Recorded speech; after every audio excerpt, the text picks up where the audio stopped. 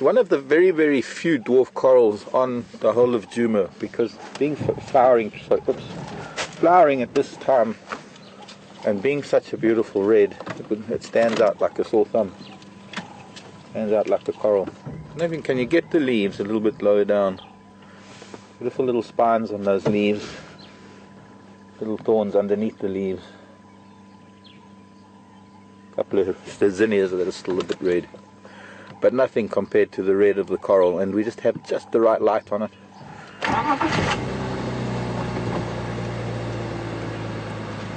Erythrina is its name.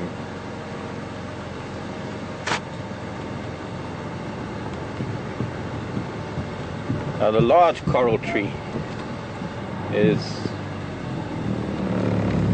or the normal sized coral becomes a normal tree, has flowers very similar to that. But that little dwarf doesn't get much bigger than that. So where do we go, everybody? Good to be back. Hyena tracks, amongst other things.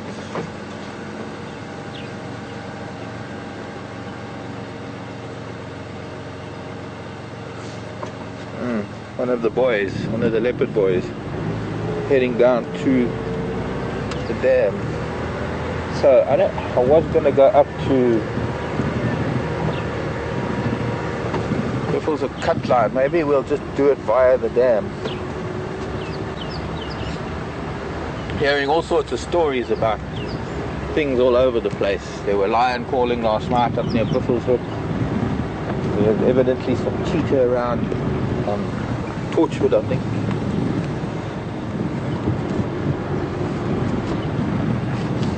Wild dog yesterday, fantastically enough, for Brent. Down in the south, on our southern boundary. And it's almost a different climate here to home. Although maybe you've also had some hot days this last week. Yeah, very, very. I've had over 40 degrees almost every day, 40 to 42 degrees, even up to 44 the one day. And still at night, still in the high 30s. In fact, each day starts off with by 8 o'clock in the morning, it's already 35 degrees. So it's been rather hot. Maybe just this low pressure that's come through, colder weather now. Just cooler, not colder. Just cooler. An early fall. We've already, I have already seen. Thank you. Already seen a lot of cosmos flowering. Now, cosmos flowering in February is rather unusual. Normally, if it's flowering in March, it's early. But for it to be flowering in February, it's jumping the gun a little bit. Thanks for the welcoming, everyone. FC telling me their welcome messages coming in. Good to be back.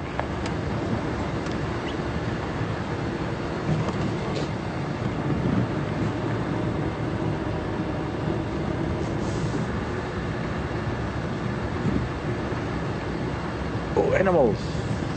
Lots of animals.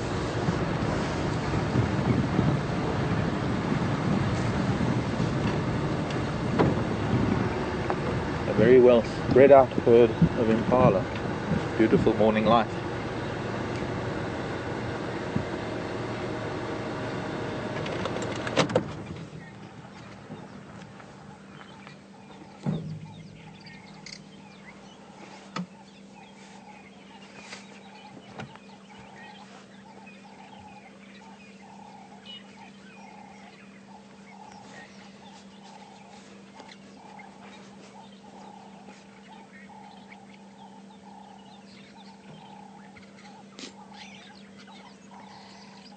No news of any cats at the dam last night.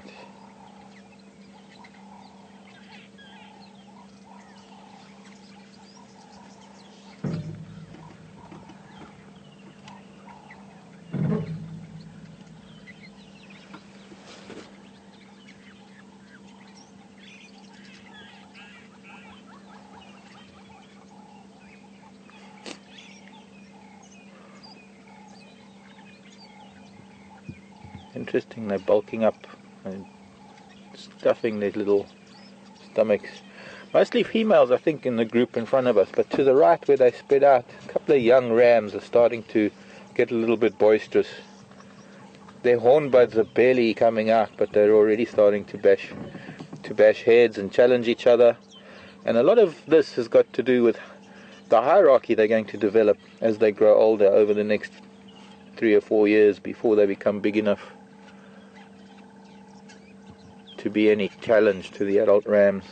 Oh, a couple of adult rams further in the background.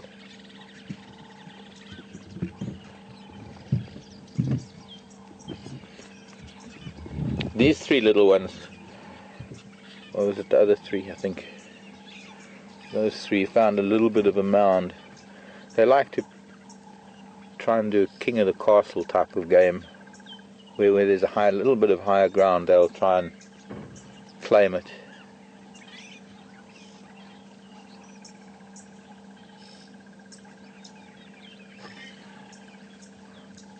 Almost like a pitcher's mound.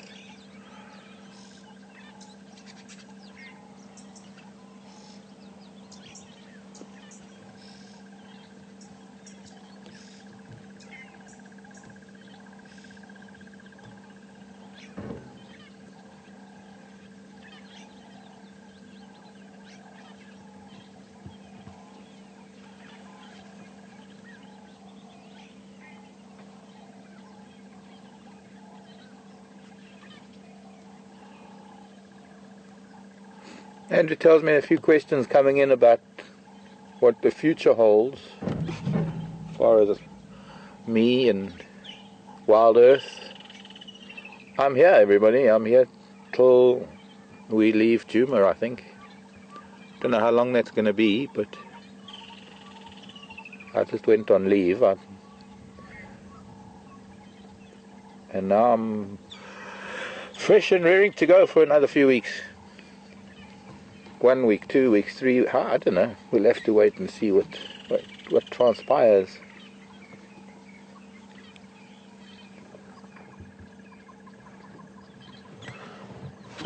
Let's move down to the dam. Let's just use gravity. Sorry, children. When a vehicle moves without the engine, it makes a different noise, so it's sometimes troubling to some of the animals. There's a redback shrike still here. I suppose they'll only really be leaving around March. Male redback shrike in that marula. Morning, girls. Eating the leaves off of the devil's thorn.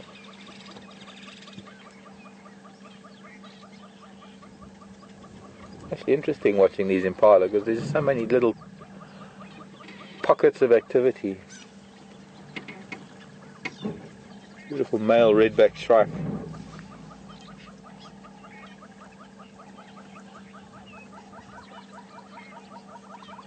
As with the kingfishers, probably head back to sort of more like the equator.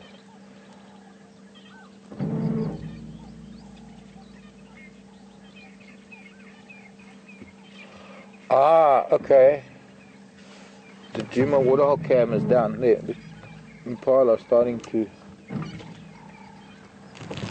do a little bit of a stop. Little boys running around, and they're supposed to be filling up with food. Look at them. Kindergarten, having fun. See if we can. They always seem to run behind things. So nobody saw what was happening at the dam because the camera isn't there. It was Brian and Andrew took it down for repairs. Morning, ladies. And then now they go.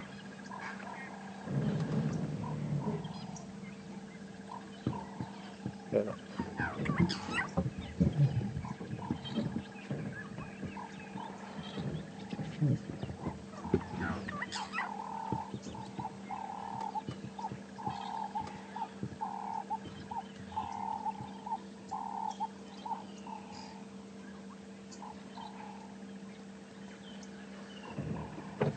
I think I'm going to try and move because if they starting to do this now. They might just intensify. Excuse me, kids. I'm gonna get around this tree so we can see them. Maybe interesting behavior. It's almost like predator drill. Like we send our kindergarten kids through sort of earthquake or fire drill. They run around in circles. They're flashing their white tails, called flag signaling. And as they jump and they do that very particular high step, the back, when they kick their back legs up, the adults will be actually transmitting, or emitting rather, a pheromone, a danger pheromone that wafts through the air and catches everyone's attention. I noticed the ram that lives here, he's just sitting in the grass, just watching everything going on. He's not even participating in anything.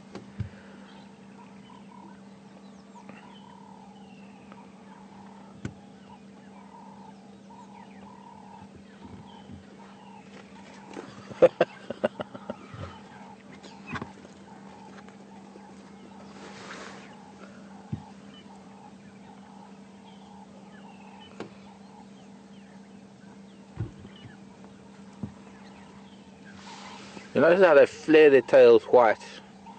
And there's a couple of things. First of all, it's to attract the attention of the rest of the herd, because it's a lot broader than the usual flash of white when they're just flicking their tails, when they're just feeding calmly, and they flick the tail, which is just a normal signal to transmit a message that everything is fine, you can keep your head in the grass and still feed. But when that flash of white is a little bit higher than eye level, then it draws the attention of the rest of the herd, and they can see where or whether there is danger or not. I think under the circumstances, being a kind of a drill and practice, nobody's taking much notice, and of course this is the best time for a predator to strike, when that kind of distraction is taking place. And I think this is mostly little boys. A lot of them are starting to get quite serious with their sparring, even if they've only got barely an inch of horn. But those tiny little horn bows must be pretty sharp to be jabbed in the neck or the shoulder.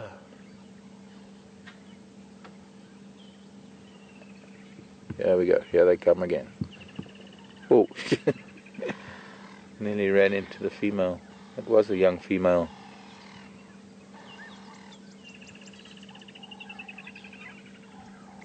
A lot of energy to burn. Okay, let's go to the dam. There was a leopard walking around last night, and it looked like it headed towards the dam. Teresa, morning. Teresa's in Virginia Beach. Hello, Teresa. Can we check on monkey oranges and baboon's tails? Sure can do. Oh, there's a bit of a cool breeze coming from the south. What do we have? Hyena. More hyena. So how far, what was up with the camera? Not too sure. Because it is what it is. There's something wrong with it. Oh, so it's gone into somewhere. Yeah. Okay.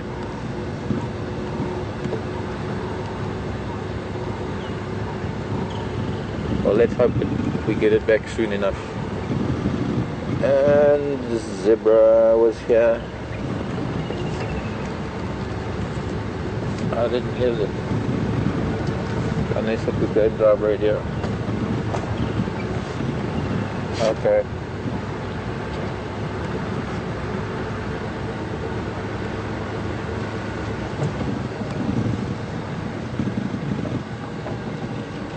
Morning, Jan. In Philadelphia. How are you, Jan? Jan is saying that in the US, the deer carry ticks that carry Lyme disease, deer ticks. Well, I guess we would have the equivalent of deer ticks for the antelope. I mean, not I guess, we do. There are a number of different tick species. It wouldn't take me long. I'd be able to find your tick just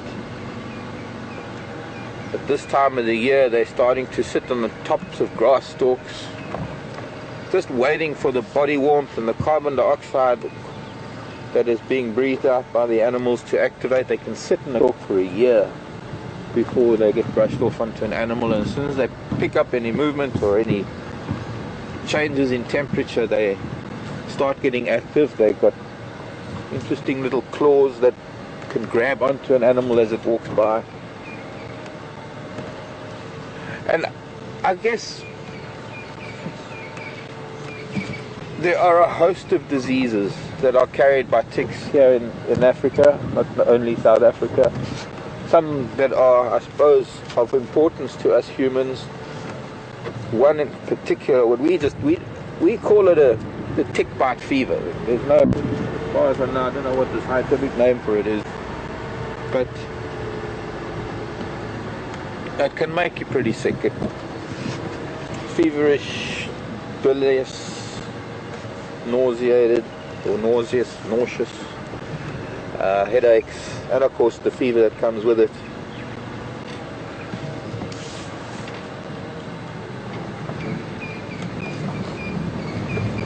Not deadly, not as deadly as Lyme disease, and of course there are other animals that are affected by other parasites that are carried by ticks. I can try and, I didn't bring my notes. I brought a bunch of other books from home because it seems that what I have here is inadequate, has been inadequate for things like this question in particular. One book being the Capture and Care Manual that I can give a bit more information on. Dogs, domestic dogs. If you have a dog that's never been in a particular area and it gets bitten by certain ticks, it can get what we call biliary, and some dogs can actually die from biliary. Water's dropping. I can see that little island starting to form. Beautiful with the swallows and the water. Just behind us. There must have been a hippo here during the night, perhaps.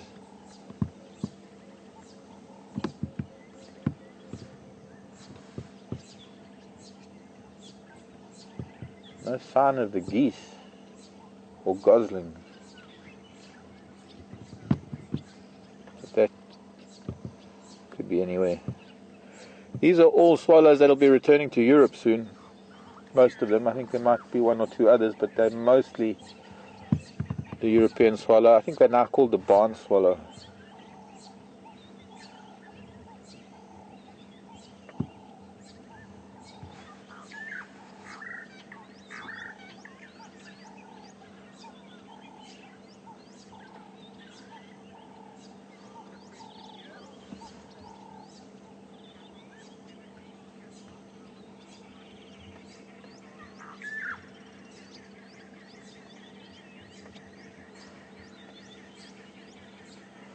T for Tennessee.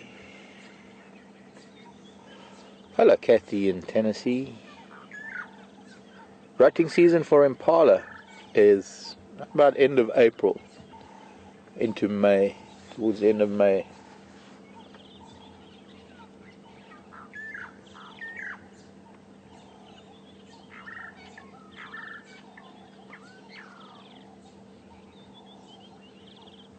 Getting back to ticks, you get very species-specific ticks. You get ticks that are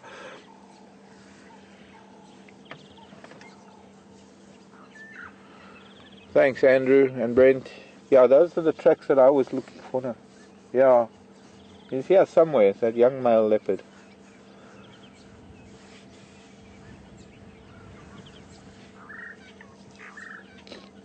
So he's either down there or somewhere around the lodge, or those tracks that we saw going down past Final Control, coming down towards the dam. Nothing on Twin Dams Road. Let's go and have a look on Central.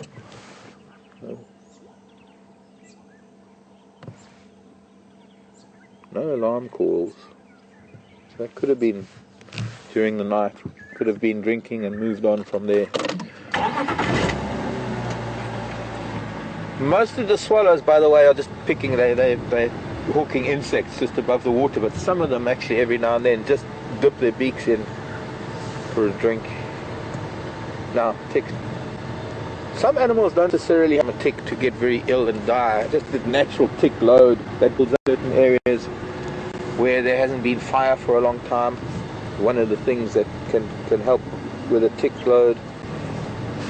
And an overabundance of ticks can actually deteriorate an animal's condition considerably, to the point of it becoming either weak enough to be a target for predators or weak enough that it can't maintain its health. Perhaps one of the benefits of fire in nature is to reduce that tick load. So hippo is here, very strong, very strong smell, because the hippo has been spraying his dung. Quite a well-used midden or spray area. What he does is he backs up towards the bush, and with this sort of paddle-like tail, as the dung comes out, he flicks his tail quite fast, and of course it flings dung everywhere. And this acacia, even here, it's about 4 or 5 feet high up on these leaves. But there's a very, very strong ammonia type of smell to this because of, I suppose it's the gut process of the hippo. His tracks are actually standing here. You can see where he backed up into the bush. But he will also walk through this. He'll rub his feet in it, and it will walk his scent through his territory on his path between the different dams. And a load of messages that are given off by all the scents. The age of the hippo, his health, his status. Central a little bit, see if we can see anything. I'm not seeing any leopard tracks here either, so I'm starting to think that maybe he didn't come this way.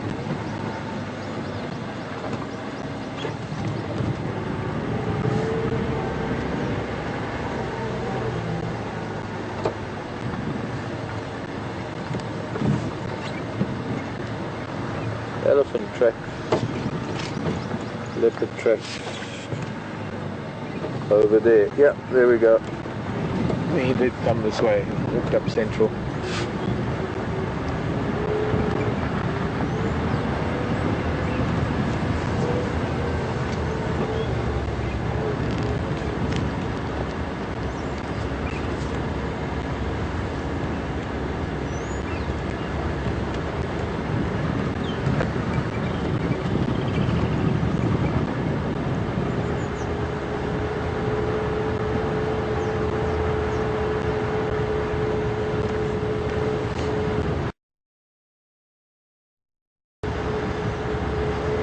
Except this leopard track didn't really look like the young male that walked past.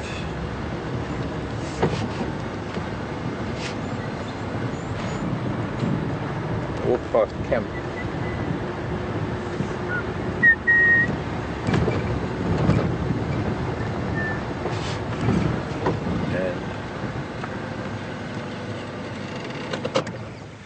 And let me have a look.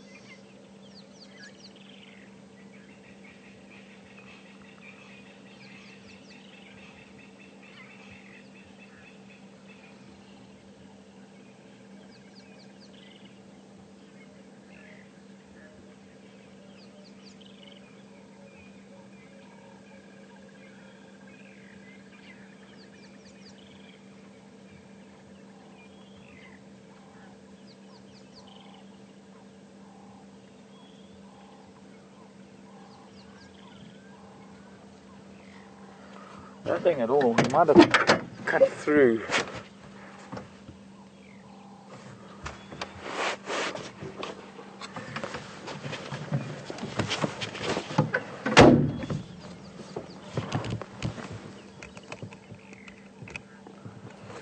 The hippo went up central. Whether he went to Torchwood or not, don't know. We'll find those tracks later.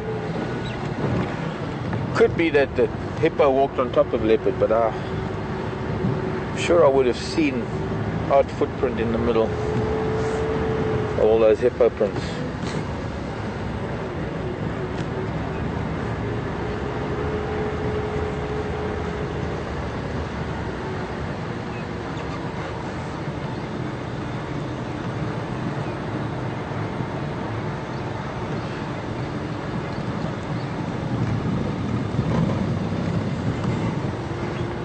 Quite incredible that Tara found the hyena dens active. That was quite amazing, and as soon as I left, hyena dens were active. Thank you, Daisy, in Indiana, saying hello.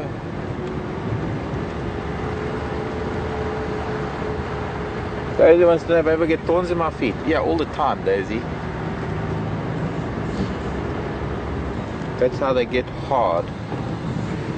Because my heels are like an elephant's. I mean, my heels are quite thick.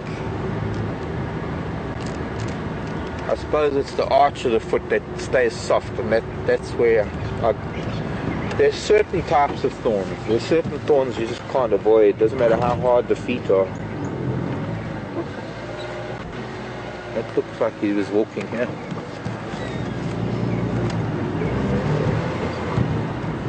And then of course the ball of the foot sometimes can get really, that's where the acacias can go in. There's Nyala up ahead.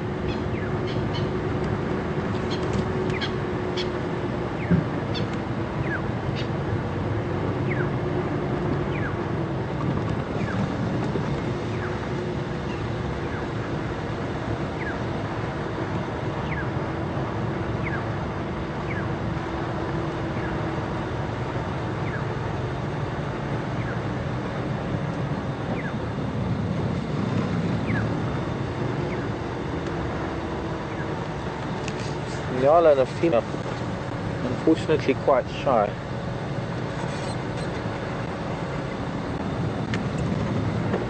Going into that thick tambuti. Okay, bye Nyala.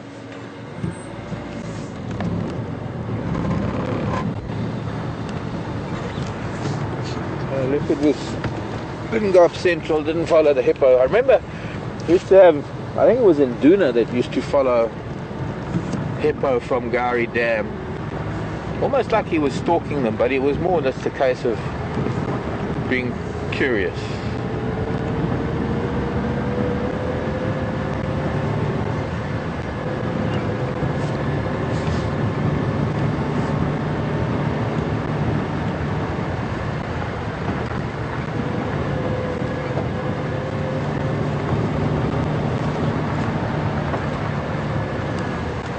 Back to thorns. There's some thorns that'll even go through the sole of a sneaker, so there are some nasty ones out here. The idea is to be quite careful, and especially this time of the year,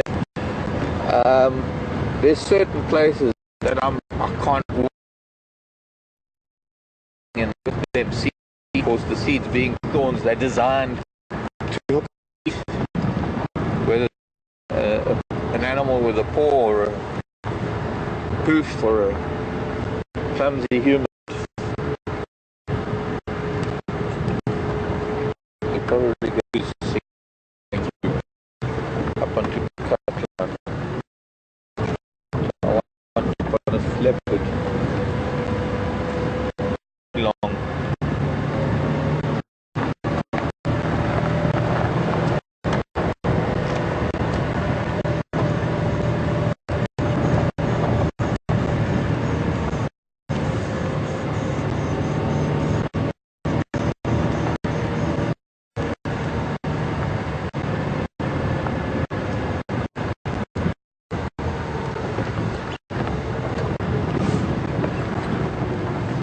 rainwater Yeah. in the sand that the Timbavati gave Thursday after I left. So I'll be 2 weeks ago this Thursday.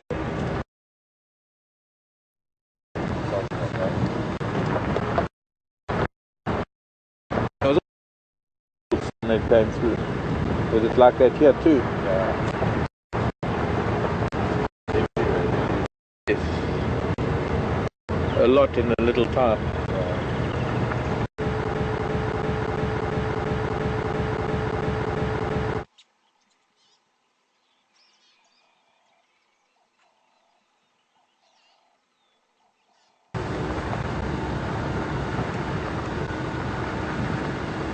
Oh, hello Ruth. In Michigan. What did I think of Tara's encounter with the elephant? If I saw, I didn't see it. Unfortunately, it's very difficult to get internet at home. Now that I've got a smartphone, it helps a little bit. It's impossible on my laptop because the signal is so weak that by the time it downloads even just one page, I run out of laptop battery. It's one of the most frustrating things. And it's pretty similar with the phone in that if I try and get a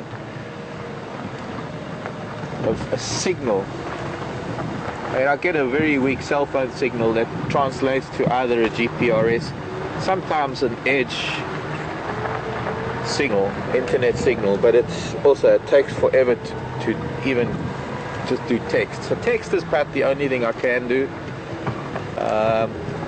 On messenger things. Every now and then when the wind blows right and a 3G signal comes up, I managed to be able to see things. But what I did do was on the way back here, I spent the night at some friends where there's Wi-Fi, and I saw a photograph of it on Facebook. I saw a beautiful photograph of Tara and this big Ellie bull next to her. So I can't really say anything. I didn't see it, I wasn't there. I can just say quite an amazing interaction, I suppose. It's really wonderful having elephants that do come up to the vehicle in a friendly manner like that. I believe he was resting his tusks on the vehicle. Had similar things in Thornybush last year with that big bull. Also, he was hitting the front of Jigger with his tail, almost on purpose. In fact, he was standing there and whacking the hood with his tail.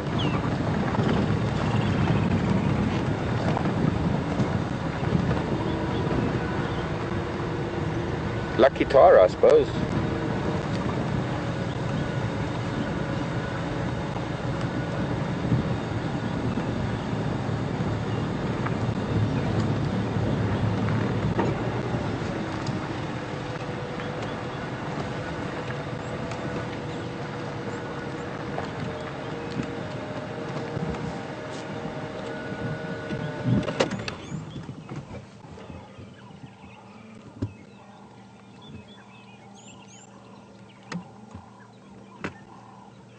Oh, there's a great heron on the other side, frogging or fishing.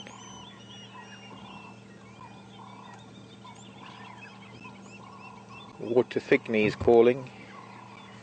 Morning, Cindy, in New Jersey.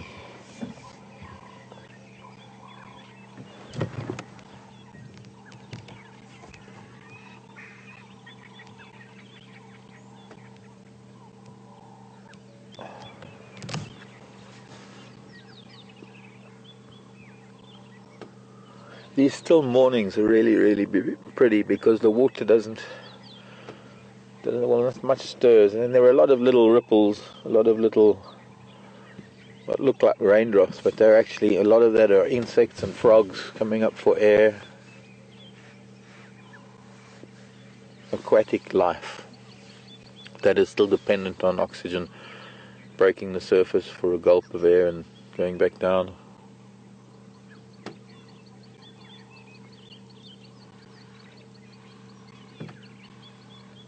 Patience of a heron, but what makes it really pretty are the reflections that you get in some of the water holes.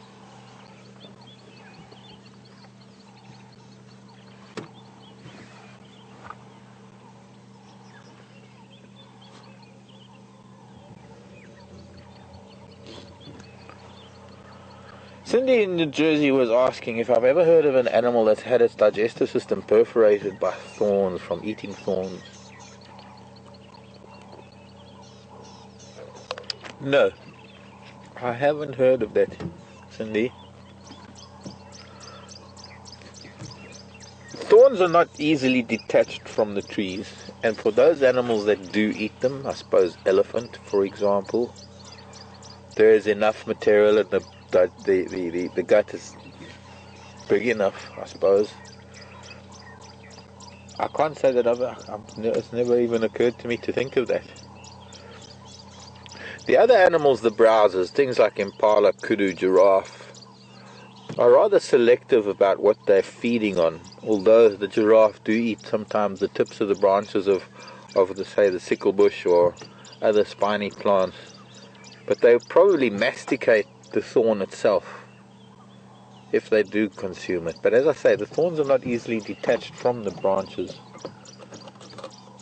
and even though they might strip all the leaves, they will leave the thorns behind, especially things like buffalo thorn and acacias. Worth looking into though, Cindy.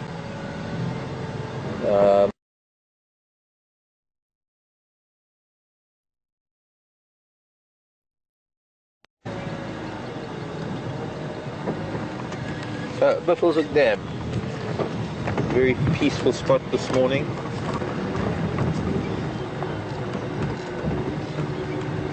Been some elephant here. There's quite a lot of elephant dung. Looks like they've been at the Roundley Peak.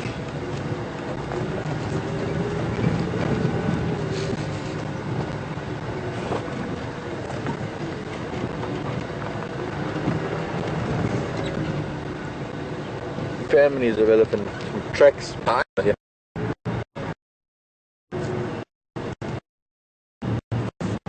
Franklin and family.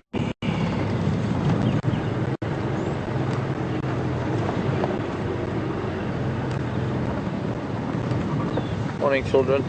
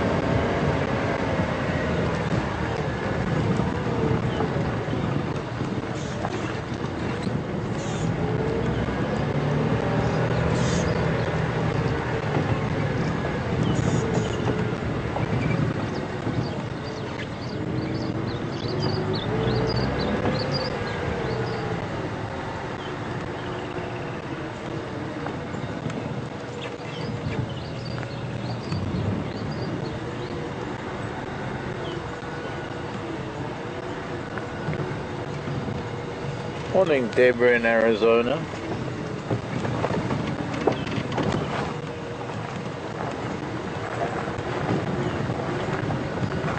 Deborah's got a flower in Arizona called an African daisy. And I'm thinking, white with a purple center. Would be interesting to know, Deborah, what its scientific name is. Oh, what's the Ellie's here too? I'm thinking that it could be one of the gerberas.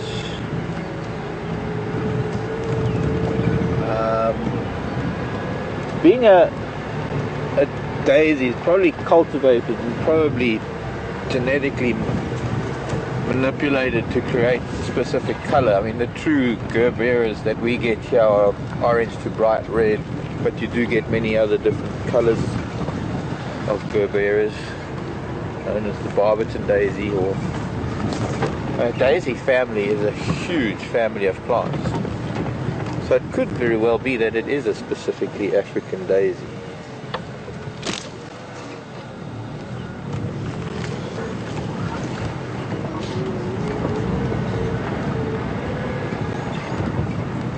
I will have to.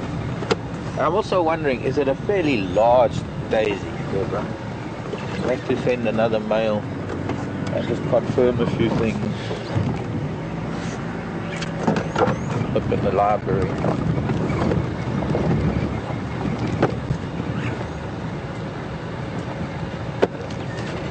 I'll have a look in a bit. Excuse me, Franklin.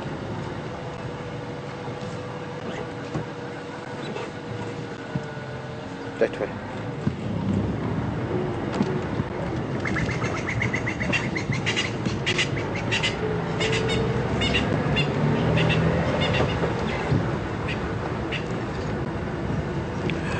Would also be great if you could send me a photograph of it. African daisy. The thing about flowers and the thing about names of flowers is that their common names can vary from town to town, let alone region to region or country to country. So it's hard to really sort of work on a common name. What were you going to say, Andrew?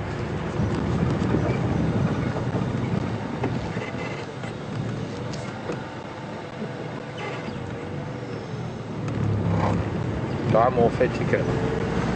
Dimorphitica means that they're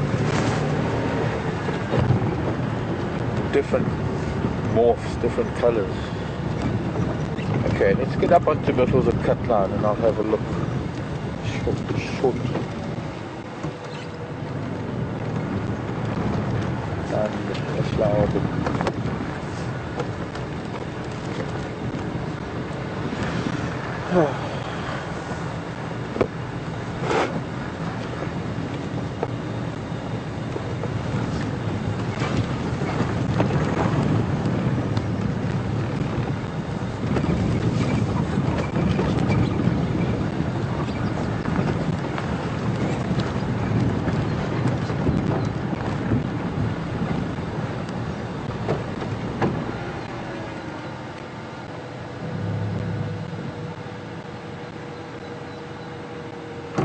I'm not recognizing that name.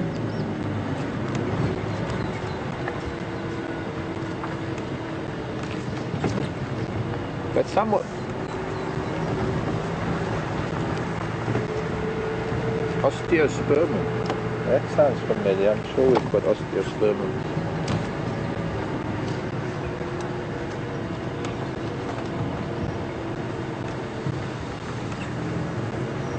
Blue-eyed daisy, Cape daisy, South African daisy, osteospermum.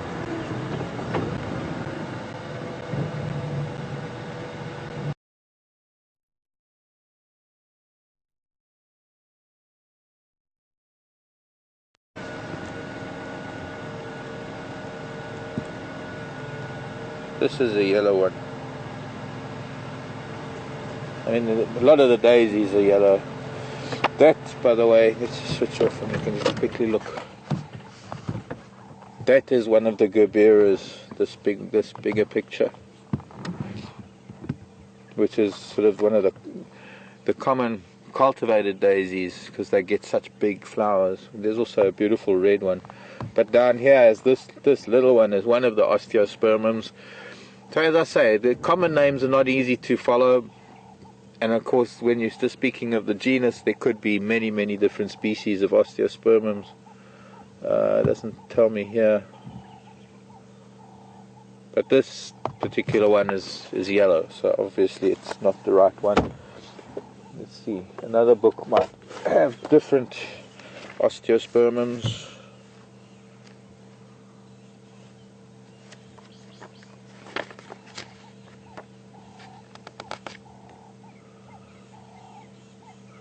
There are a bunch of them in this book. 332.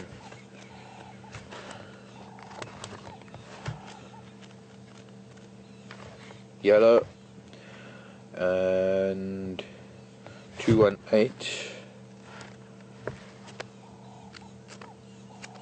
will be yellow.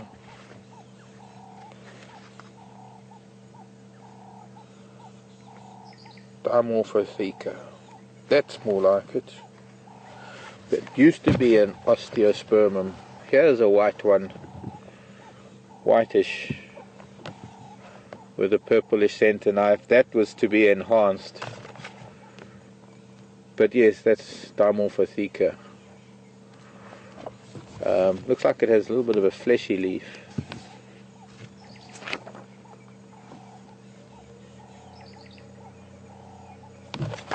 What other ones were there?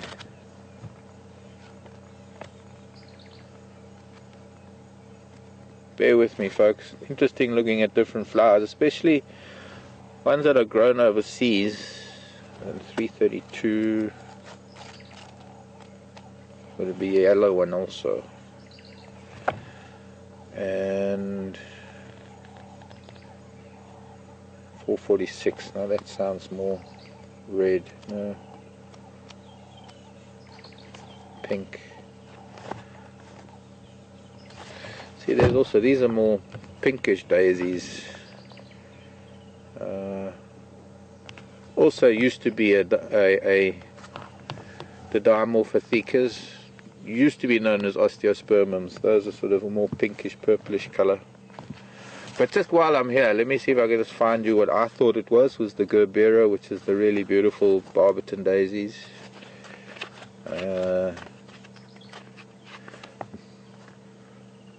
Normally if I have time, I don't really use the index. What are we looking at? We want red ones, so we want somewhere in the 300 range. Yes, that's it. Which one was it? I suppose that white one with the purple center.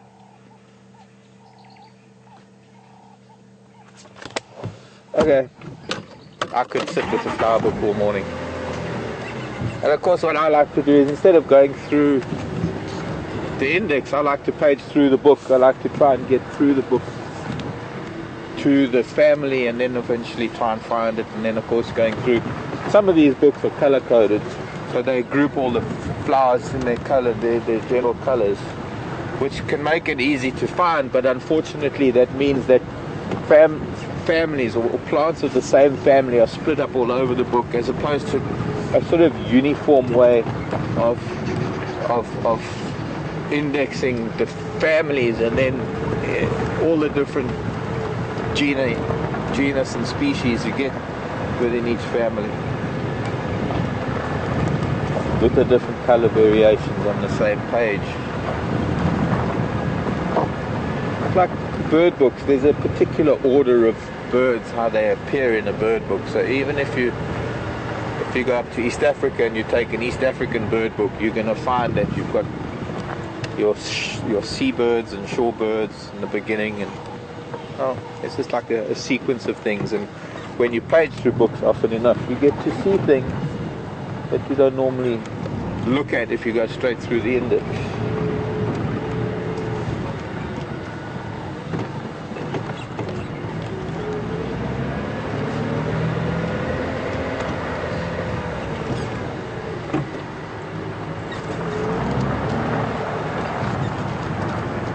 There's your answer, Deborah. It is, I guess, true African daisy. But I don't think we get them here. I haven't seen them here.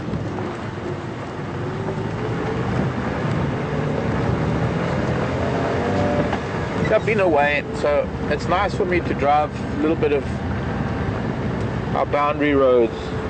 Give me an idea of what's been moving in and out of Djuma over the last few days, since I've missed quite a bit.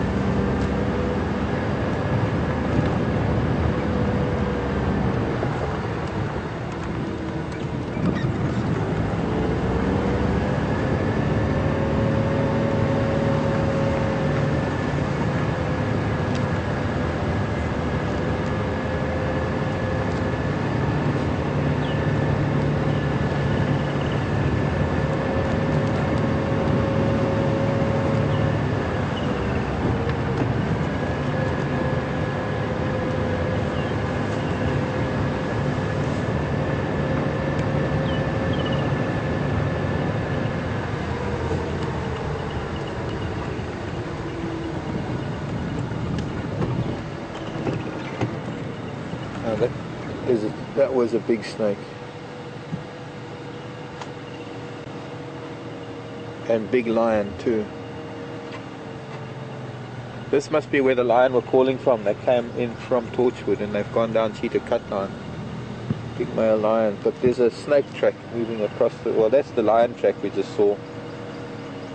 There, I've got to learn how to do this again. Lion tracks over here, and just to the right of it, there's a snake track going sort of diagonally. That's like a python or something. Huge. Oh, it's got some lion tracks to follow, heading down Cheetah Cut Line. Might be. Pardon? We can. Big male. Yeah, heading south. I'm going to try and get hold of Andrew and Ephraim.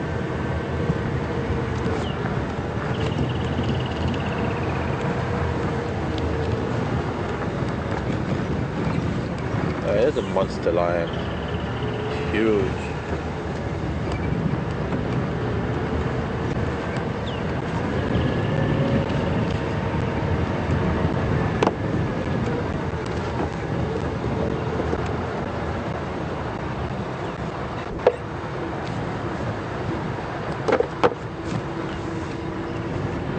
Yeah, kitty, kitty.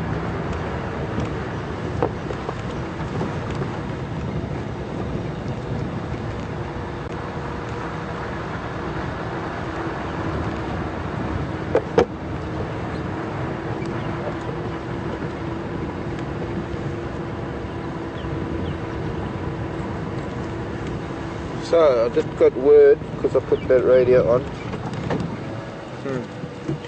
that the wild dog have actually, they're quite far east of us now. They've just moved into Cheetah Plain from, I guess, Garmain, up that one, that radio, this radio.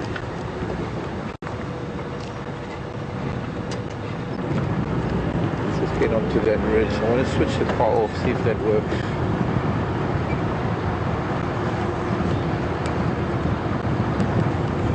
I hope these boys are here somewhere.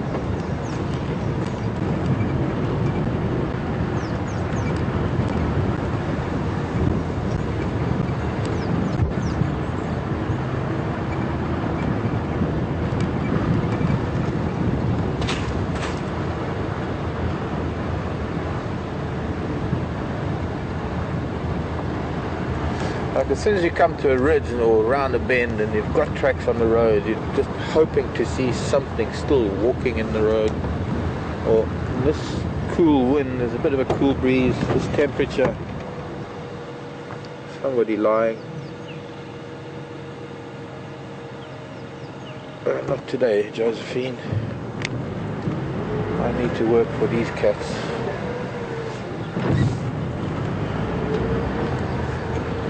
Of course, having nice fresh tracks like this doesn't really mean much because they could be 5 miles away by now. This was last night.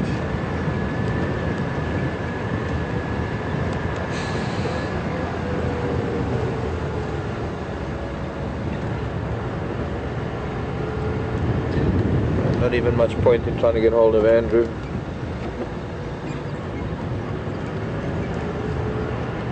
His radio's not working. Yeah.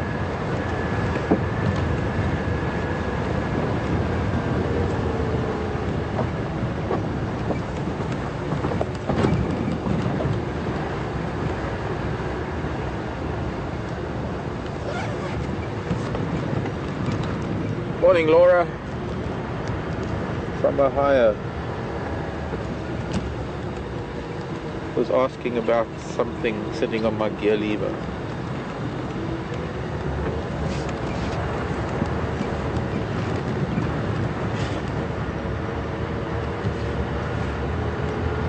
Kokomo's back. Where did these cats go? Still walking straight down south on this road. They're ignoring other roads. So they are on a mission, these lions. Looks like 2 males. Could be.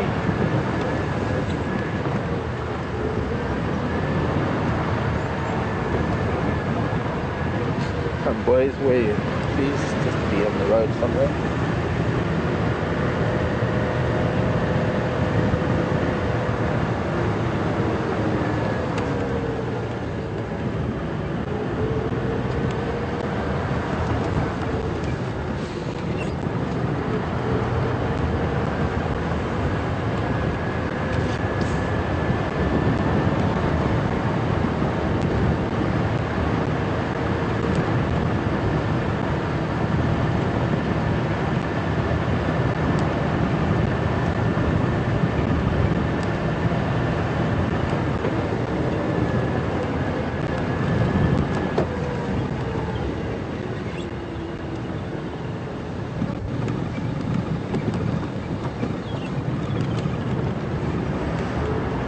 Lots of elephant there, but lion tracks on top of the elephant tracks.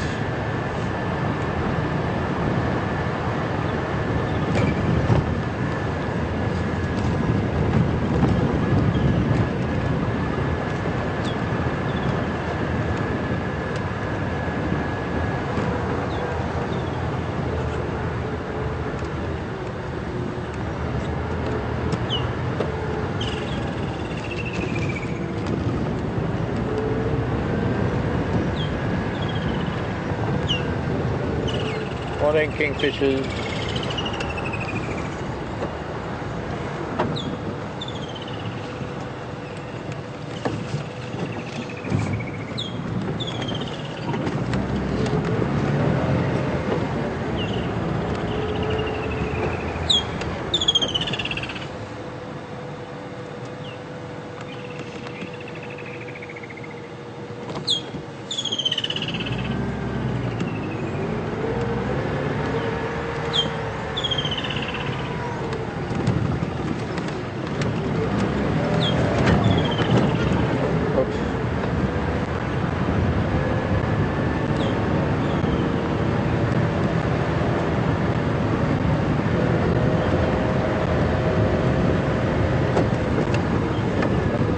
Sleeping in the road there.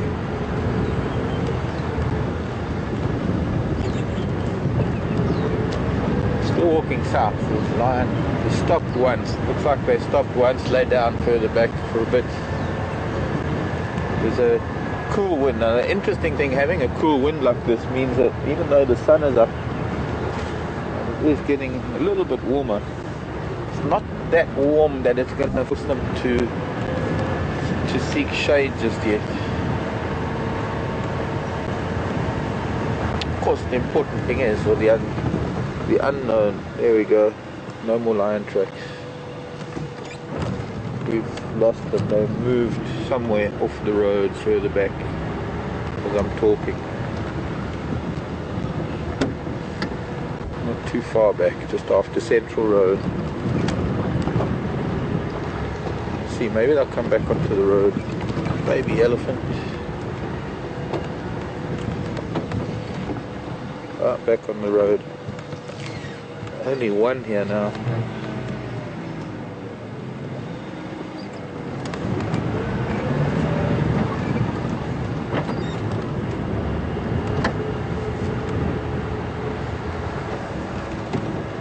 Possibly left the road to go and mark his territory or something.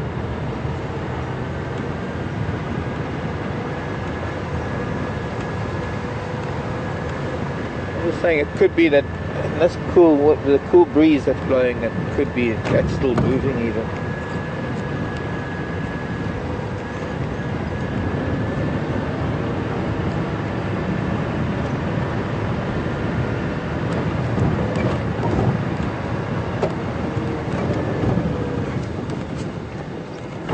Marco. Morning, Marco. From New Jersey. Snowy New Jersey.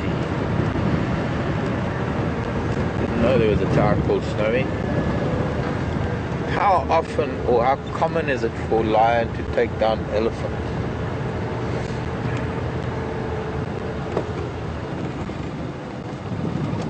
Looks like two cats back on the road now. And I'm starting to get a little bit despair setting in because we're getting close to our southern boundary, which means they might have just gone south. They're still walking on the road now. We'd have gone right past the hyena den. In some places, Marco. Hold on. Oh, never mind. They're talking about another place. And no more cats on the road. And they're teasing me, these cats, on and off the road like this. Unless they were walking there. We'll see, maybe they came back on the road. Marco, somebody's driven on top of these tracks.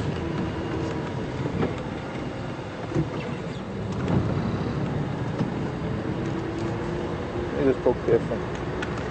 Ephraim again. Good morning, how are you? Good, thanks. Anybody say anything about Ngalam Konzo on Cheetah Cutline? Ngalam Konzo, Cheetah Cutline.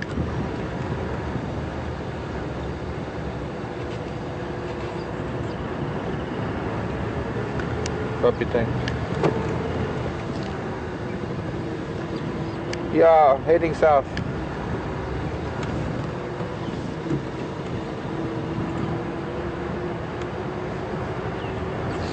It's going to be a little bit more hard work than I thought, because there's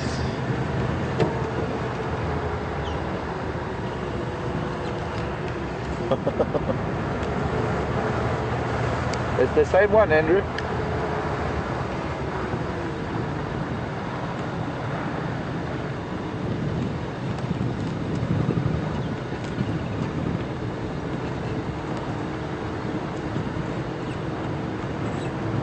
Okay, thanks. Well, it sounds like these lions are the same ones that were followed even south of us, from the property south of us, even crossed that property and have now gone even further south into the central part of the Sabi Sand. So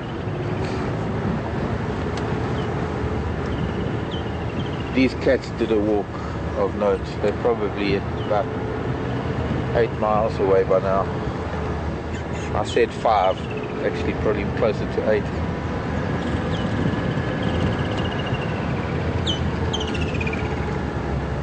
Marco was saying how often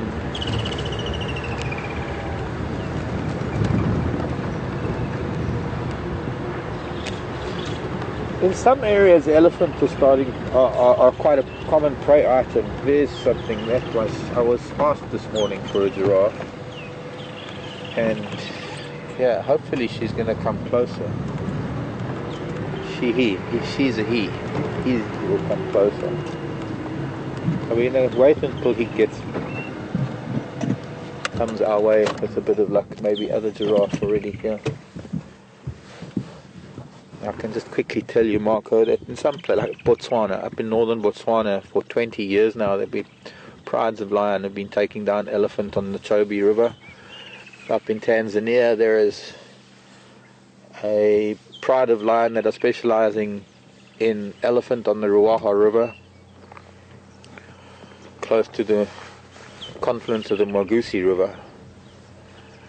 And there is a pretty big pride of lion up in Kruger, in the northern part of Kruger, I believe, that have started taking down young elephant. But other than that, it's not common. I would say that here in the Sabi Sand, I know of one incident of a young elephant being killed by lion, and that was it was about 20 years ago, in the central part of the Sabi Sand, a place called Inyati. And I was there, and we had an abandoned calf that had something wrong with it, and we were trying to figure out what to do, and the lion kind of solved the problem for us. It was the end of a morning drive one morning. We were on our way back to the lodge, and we found a lioness and her sub-adults eating this poor child.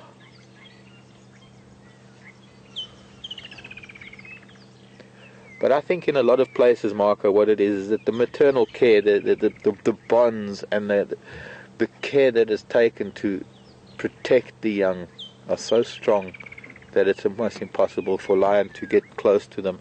And unless lion are accustomed to it, and unless they've found a way to get at the calves They don't even try, because elephant, especially here, when elephant pick up the scent of lion, or when they see lion, they tend to chase them.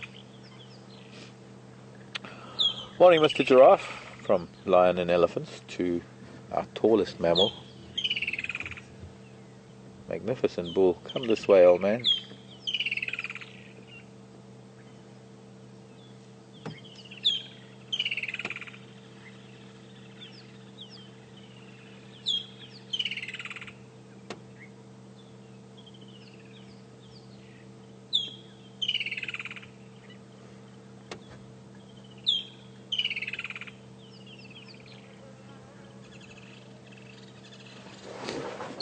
Drive with him a little.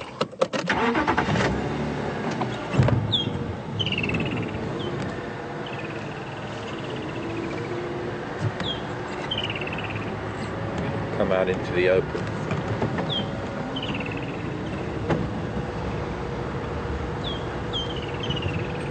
Sure can do. Once some people are asking if we can visit the hyena den. We are right here, almost at the hyena den. So we will be doing that.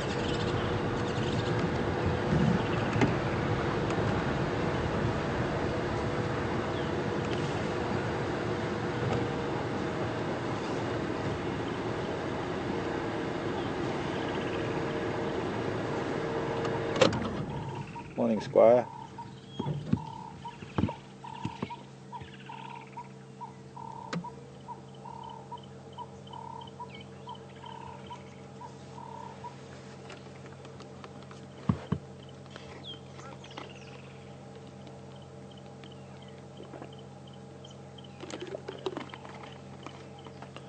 Donna in Canada. Hello, Donna.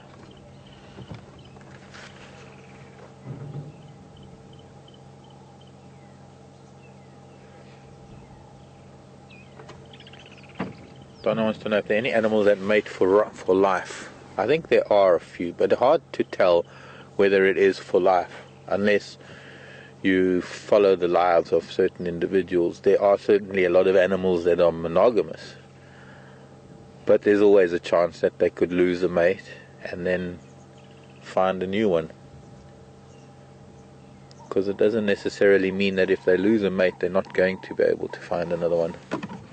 Oh, you've got a raptor coming over. It looks like a kite.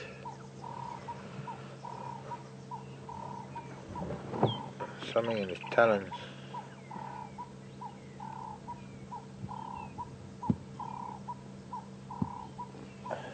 It's something small in its talons.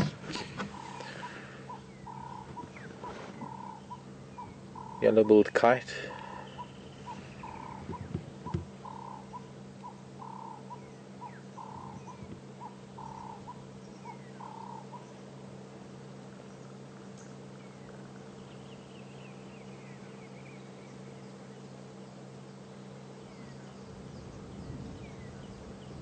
Kites are a little bit of a scavenging bird. They can be very bold, and you often find in places through Africa where they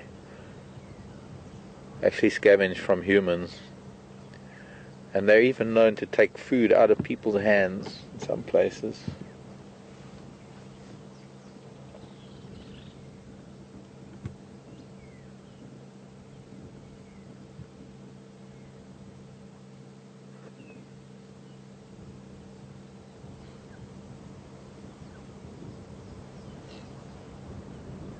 He's listening to us as well as everything around him. This breeze is making a little bit of noise. He's very well aware of sounds all over. But every now and then those ears turn back to see what we're going to be doing, or to listen to what we're going to be doing. My guess is he's looking for other giraffe, or he could be with other giraffe.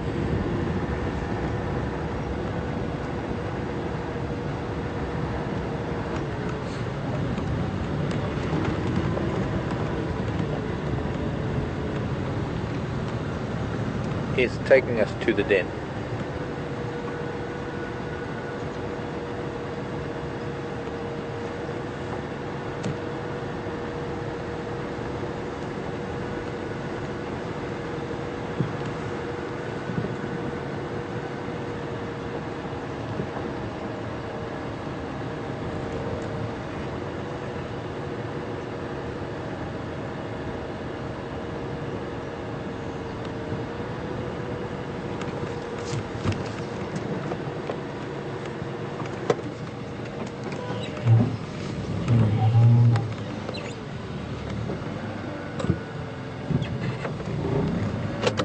level the car.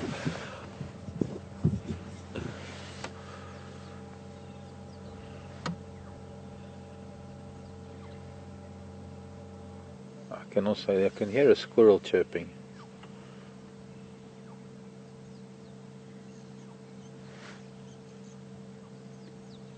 You see now, he's also focusing his sound south of us.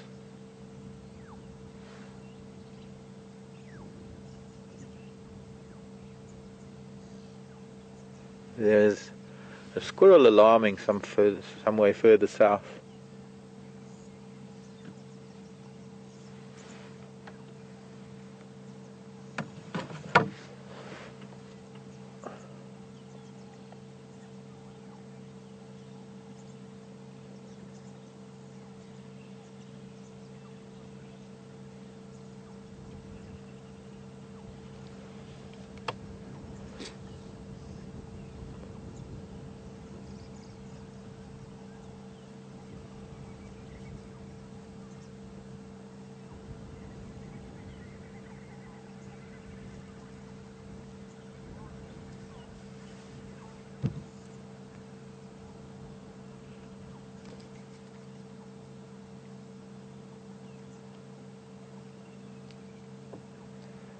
Morning, John, in New York.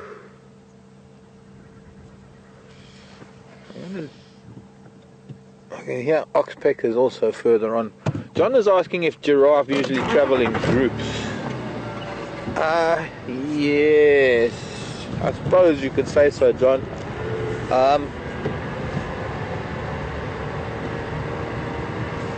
They are gregarious. You do find, especially female groups, and you find bachelor groups, males. The thing with giraffe is, being such tall animals, they don't necessarily stay together in a tight group. They might be quite far apart, and it's always difficult to really ascertain whether an animal is alone or whether it is just traveling in a loose group, and that we can only see one, whereas there actually might be more. Very often we're actually looking at a bunch of giraffe, or we're looking at one and we don't see the rest of them until they move into the open or things change. But I'm not seeing any other heads at the moment. This is where the lion crossed over this morning. So they did the entire boundary. They probably, from Buffalo's a cut line to here, probably quicker than I did it this morning. And I'm not seeing any reason why a squirrel would be shouting, although squirrels shout for sometimes the oddest reasons.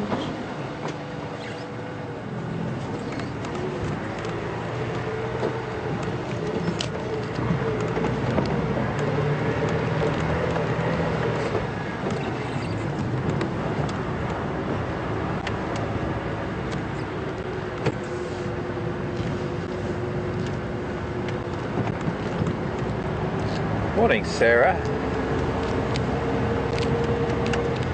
Over in California.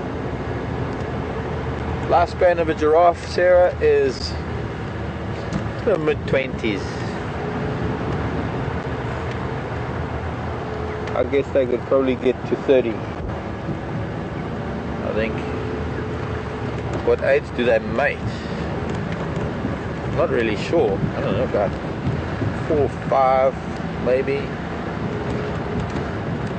males or females, I suppose, are different.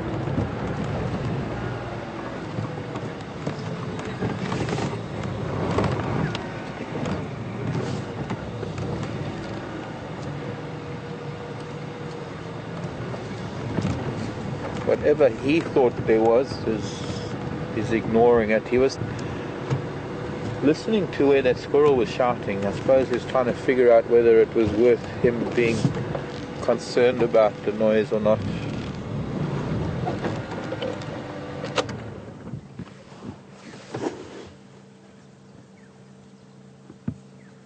But his whole demeanor has changed now. You can see the ears are not focused as much as they were on a particular direction.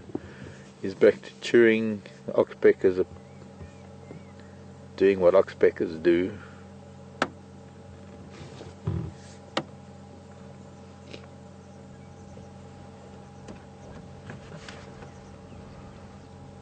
Back to feeding.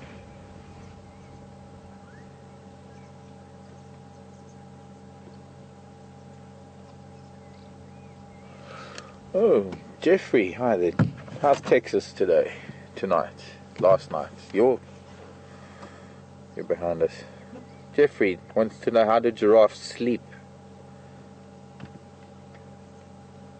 They don't really sleep, Jeffrey.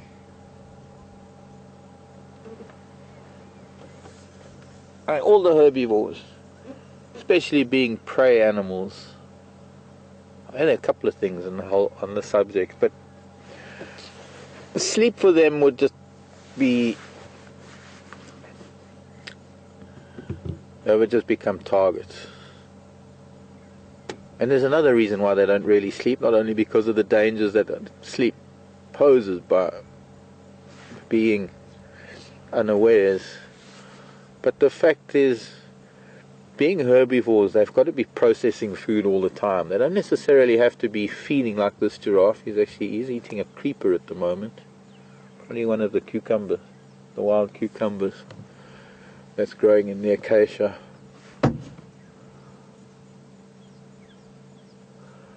But being a ruminant, they can take time off from actually selecting food. Interesting, he's eating a little bit of wattle. Or he's sniffing around in the wattle.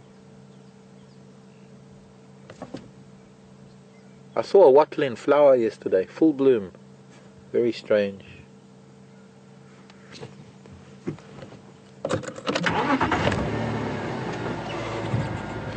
It's in cold weather, and sometimes at night they will tuck their legs in underneath them and they will rest their legs, but they won't really sleep. They'll still be chewing the cud, they'll still be alert, they need to be alert.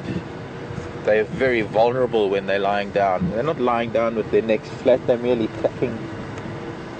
tucking their legs underneath them.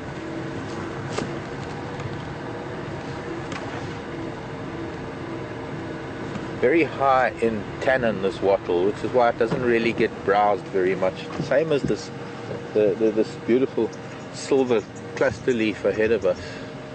And this is the softest leaf of all in the bush, with no thorns. It doesn't need thorns, it doesn't need that physical defense of thorns, because it already has a very, very bitter leaf, very, very high in tannin. And it can be eaten, and it does get eaten occasionally, and I guess it's sort of medicinal reasons. Same as this beautiful silver cluster leaf. Also no thorns, very high in tannin.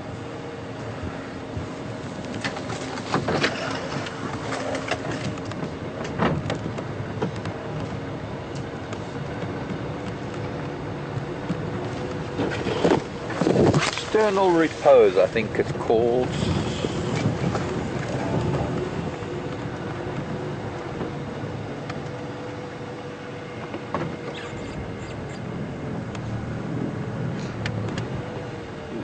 Little bit of a flower coming out on the monkey pod. They're going to be flowering in the next few days.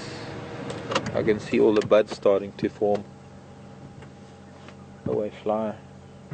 We're not really seeing much of a flower yet. Senna.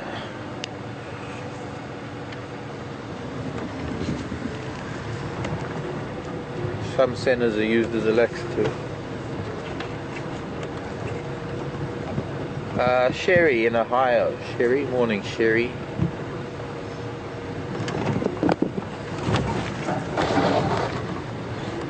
I forgot, what did Sherry ask?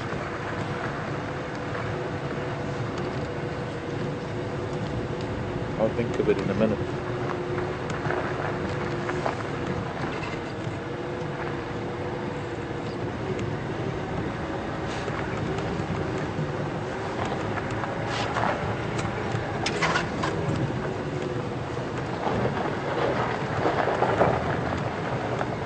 Fresh elephant tracks here past the den.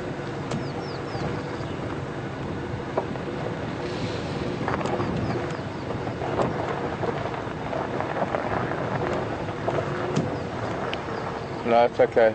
Sherry was asking about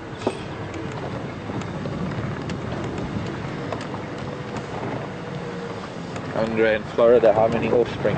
Sherry was asking if giraffe vocalize distress calls. Actually, Sherry, the big difference between distress calls and alarm calls.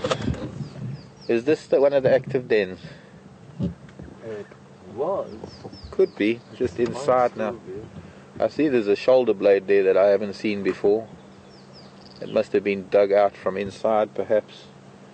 A scapula of a fairly large animal. That's probably a kudu or a small giraffe or something. Quite a big shoulder blade. Can't see much down the hole. Yeah, nothing there. Sherry, there's a difference between an alarm call and distress call. Giraffe do have a... Look at this hornbill. And this false marula. What are you eating? False marula fruit.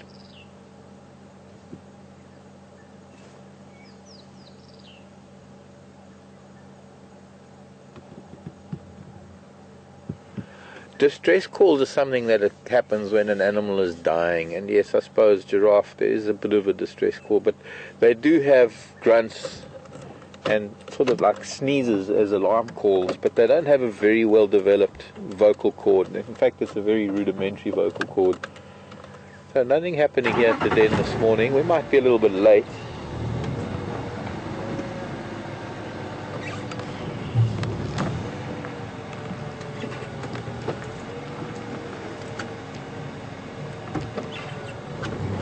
They might be in bed already.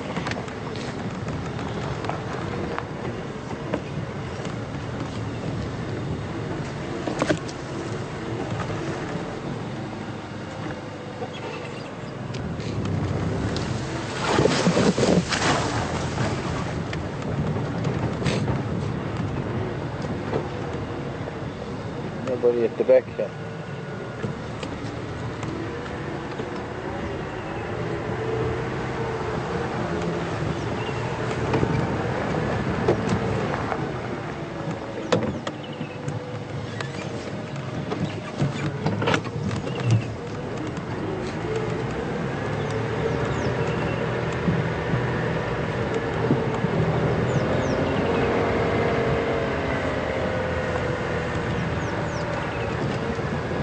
Andre was asking how many offspring in a lifetime for giraffe. Oh gosh, I don't know.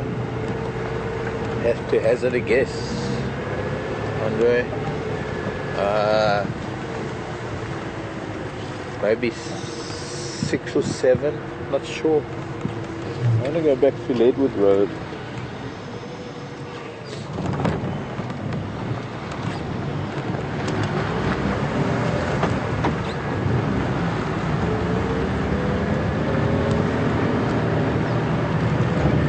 I'd say they probably give birth every 3 years, maybe, or more. Yeah, I'd say maybe every 3 years. Gestation is what, about 14 months, 16 months, somewhere there. I don't know, I can't remember all those number games things. 30 years ago, as a trainee guide, you had to learn all the numbers and to know them. It was parrot fashion. You could sit and write a test and give all the numbers, and you know, to be honest,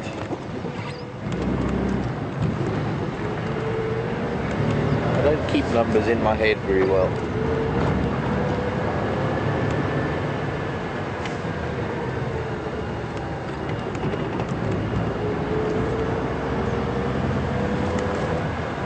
What we can do is maybe this evening we'll go and end off at the other den.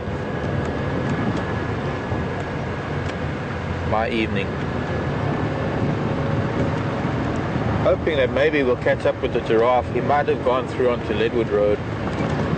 And also the elephant that was here might have also gone through there.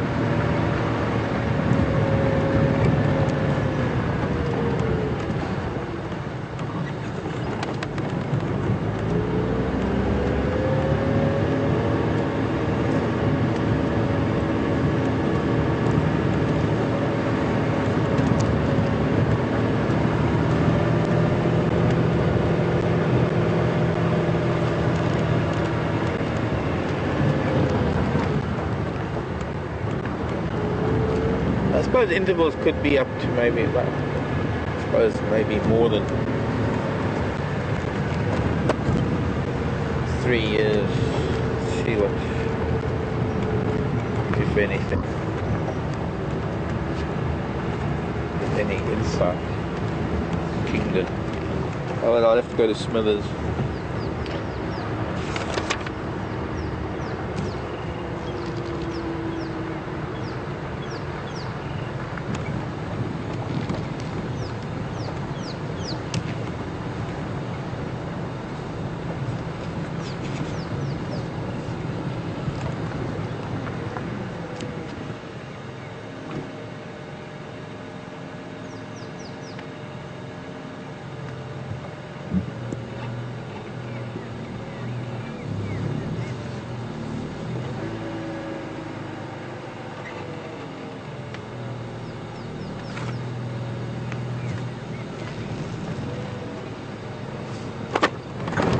Doesn't know anything about intervals. I'll have to go to Smithers, the other book, the big book. Estrus cycles and intervals between births.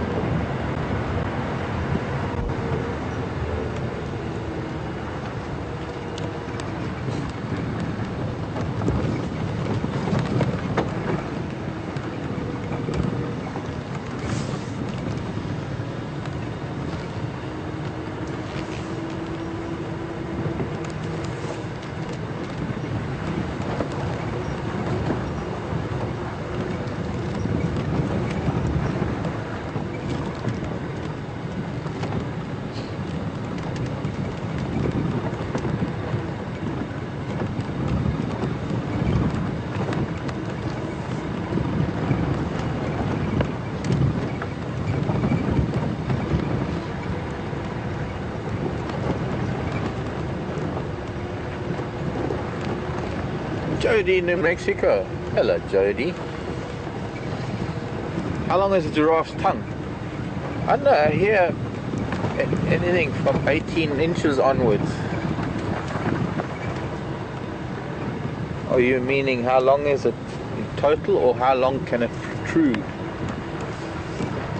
Because it is a somewhat prehensile tongue.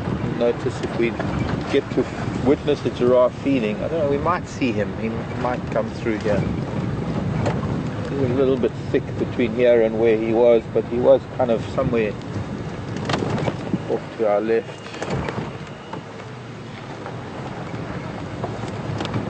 And coming this way.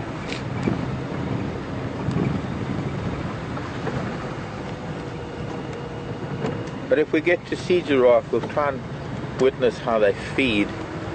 See how he is able to wrap his tongue around a branch, and he actually presses all the leaves against his palate and strips the leaves regardless of any thorns. Of course, the tongue and the palate have become hardened over time to withstand the harshest of thorns. Adaptation to adaptation.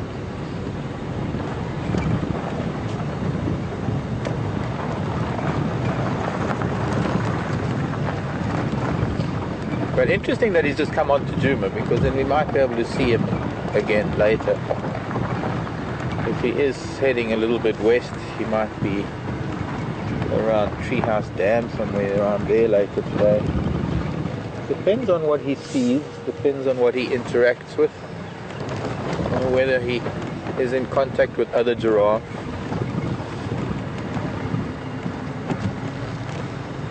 Or where he was going in the first place.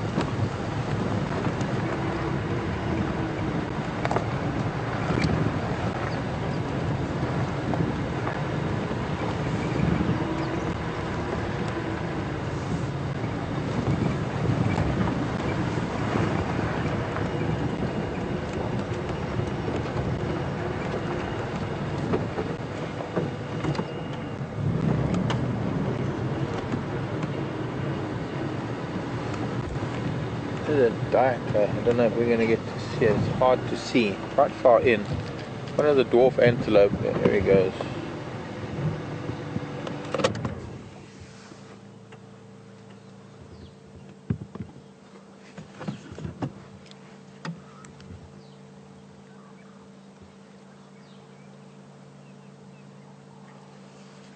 Quite a large adult male. The horns are almost as long as his ears.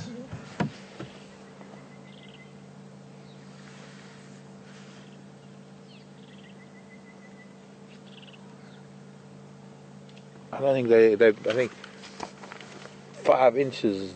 Oh, there's an elephant. I could hear some crashing. There's big grey rump sticking out there. There's grey Dacre and its wife. Look, the two of them running off. But I thought we might bump into him if we weren't going to bump into the giraffe, because there were fish tracks coming past the hyena den heading this way.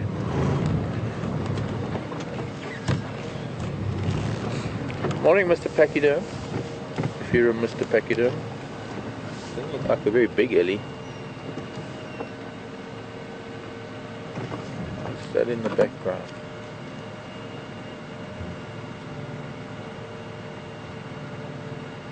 Another elephant way at the back there. I think this might be a family group. But it's rather thick.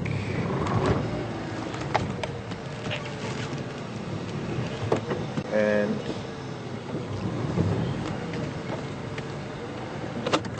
crashing into this bush. It's going to chase elephants away. They seem to be across this drainage line, so there's probably a small herd here. And this might be one of the females. I'm going to try and get around this thicket.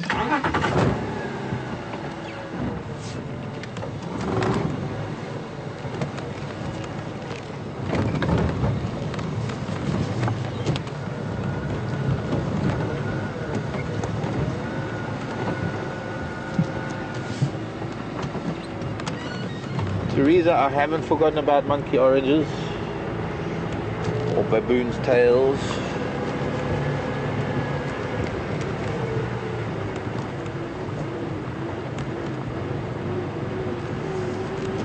You know, if it wasn't for that Dacre, we wouldn't have found the elephant. There used to be a road, a little track that went through this little drainage line, because there's an old hyena den where those elephants are. But I don't. Gee, it's been years. Too many years. But we're not going to see them from this angle.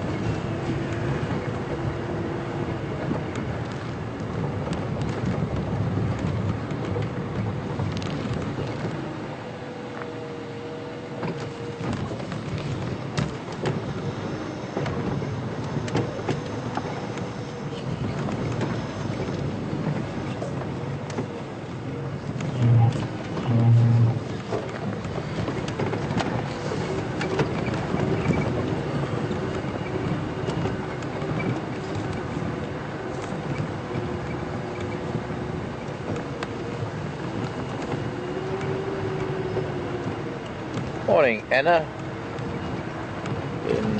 Somewhere in the States, Anna wants to know if we've ever seen a Corey busted, or have I ever seen a Corey busted on drive. No, I haven't, Anna. Not here at any rate. Not on Djuma. Corey bustards are very particular about their habitat type. They require very, very open grassland plains. Now there are some areas, see, we're not going to get across the drainage line here, and all we've got is a little patch of grey skin off to our left. We can maybe just sit for a bit and see where they're going to move. I can see a tail swishing, and rather thick.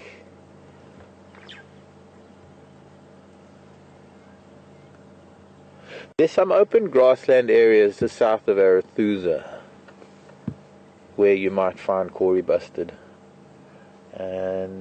But here on Djuma itself, the biggest place we have is that area we call quarantine, and it's not open enough. I should probably find out from the owner Yuri if there ever have been Corey bustards there, but I think it's a little bit too small. See, Corey bustards are the kind of like a secretary bird. They wade through those oceans of grassland finding insects and feeding insects and small reptiles, maybe small mammals. This is not really that good. We're not getting to see any part of this elephant other than the tree moving.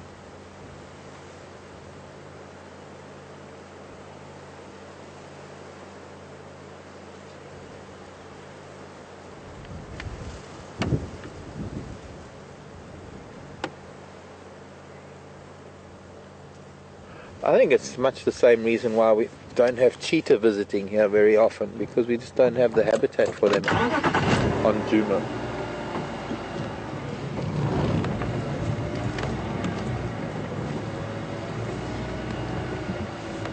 Sorry, Brian, there's not much we can do.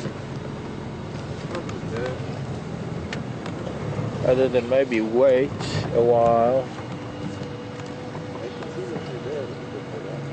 Pardon? Where we were. No, straight ahead of us. I'm going to try and go through here, but this is going to make a little bit of a noise with these dead marula branches. Crunch, crunch.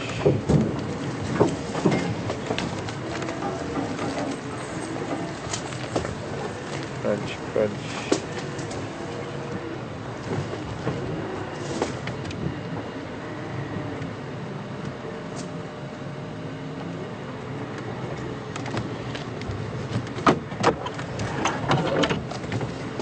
Oh, the little one there too. And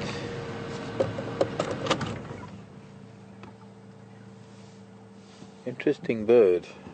Come to think of it.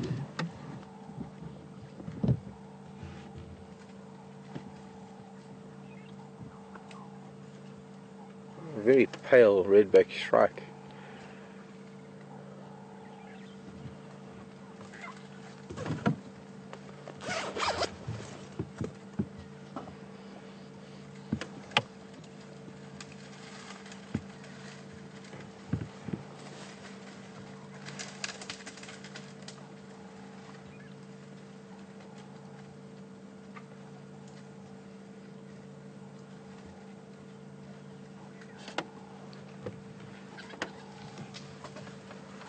I think she's pulling branches down for her youngster as well.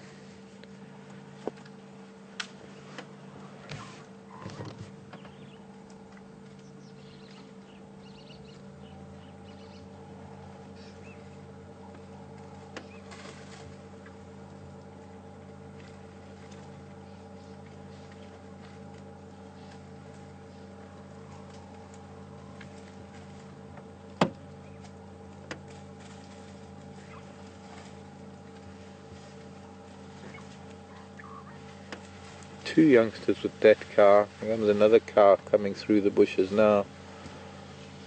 A younger car. And two more youngsters behind her. Or is it just one? I think it's just one. Maybe two cars, three calves, different ages. Really getting stuck in the middle of that.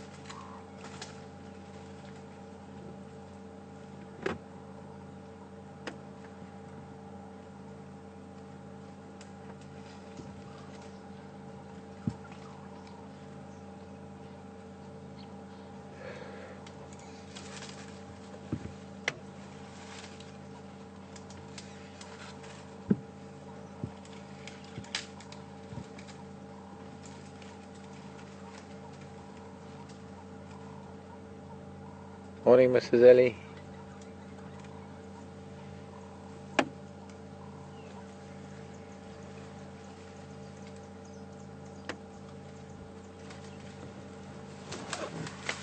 Please come.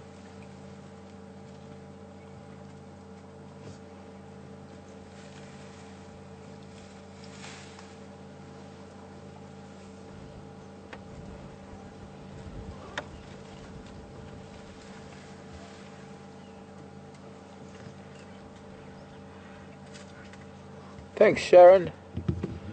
In Austria, birth intervals 20 to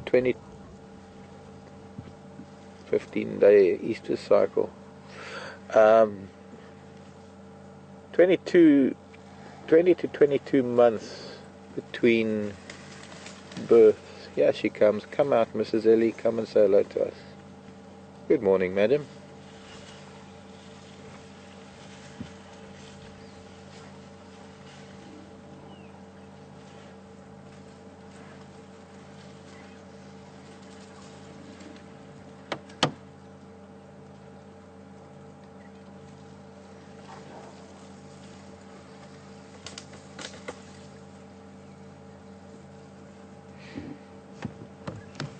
Morning, children. Patience, see patience. We just sit quietly. But thanks, Sharon. So, if gestation is 14 odd months, then you could say that they can fall pregnant again when the calf is 6 months. And I suppose you could say at 6 months, giraffe calf is pretty independent. Well, independent in terms of weaning. Anyways, on to elephants. But thanks for that, Sharon. Can always count on Sharon for important info.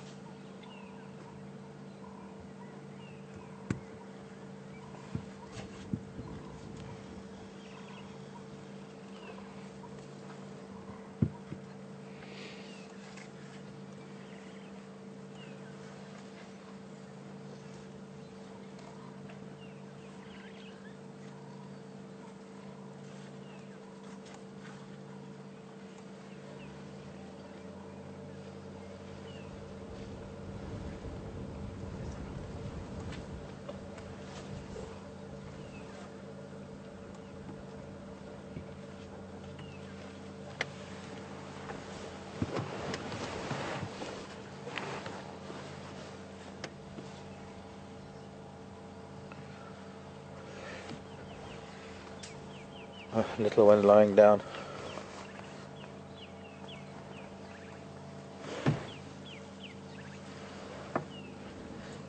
Flat on its side. Let's see if big sister's gonna come and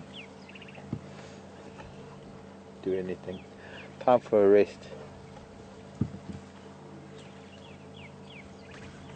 A little Ellie nap.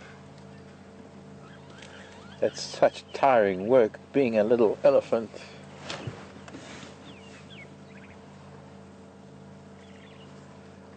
What is so incredible about this little experience that we're having is that I'm not necessarily keeping my voice down so they can hear every word that I'm saying. And that this little one is so comfortable in being able to nap right next to us. And then here's sister. Hello.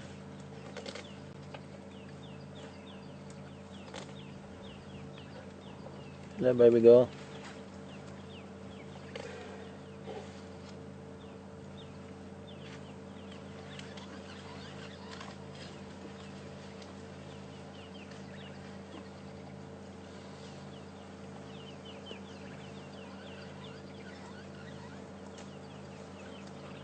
So, big sister is probably 5 or 6, I'd say. Oh, I can't get my hat any lower.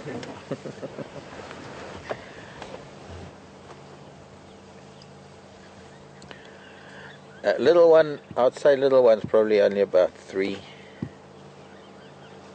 What did you just break, Mama? You're eating some of that zebra wood. Yeah, breaking bits of zebra wood, little young zebra wood plants. Not so young, but they...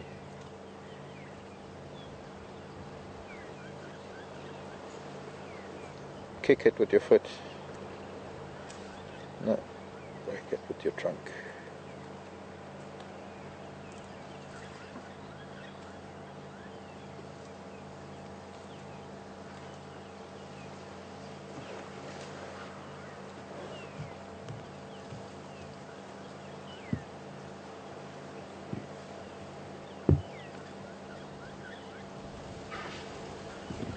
Is that a sneeze?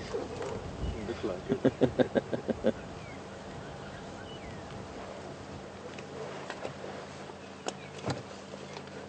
You've got golden orb web all over your face, Mama Ellie, amongst other things.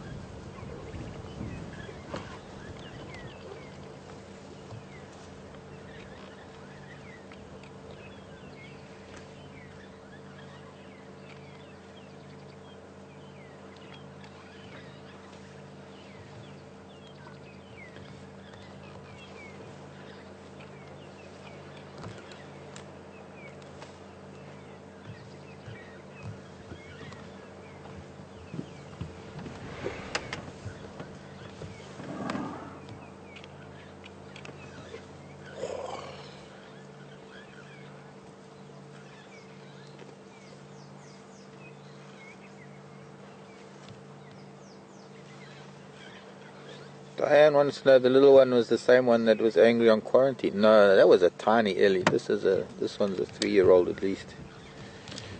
I'm not sure. I don't think it's the same. I need to look at photos. I've just taken a photograph of her left ear because she's got a very particular little notch out of her left ear, this big mama. But she's also got a few things that are quite particular about her that I'm sure I would recognize. Problem is that sometimes my memory doesn't serve me too well, and when I see elephants and then I see them again, I recognize them, but then I can't place where I've seen them or when it was that I saw them. That other little one also had a very floppy ear. That little one? Yeah, that stroppy one. Oh, that's true, yeah.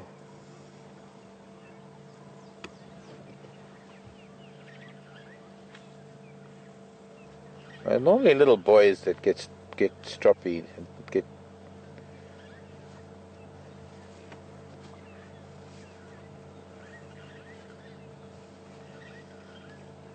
Hello, Mommy.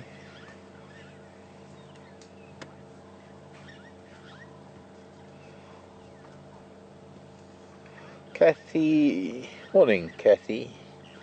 Indiana. Why don't we ever see oxpeckers on elephants?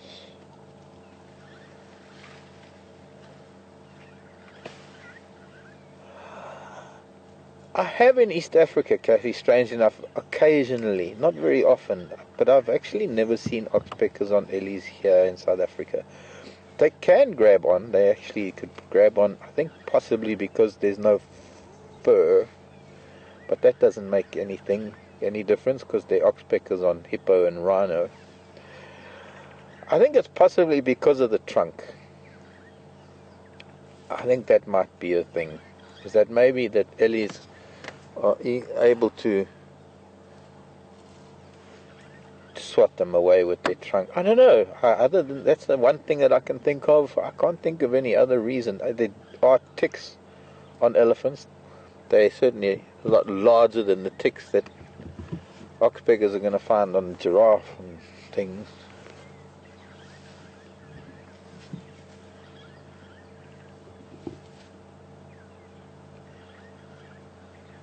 Maybe it's just over time elephants have...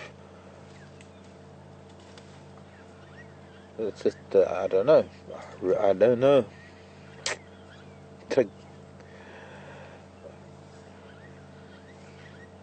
It's a good question.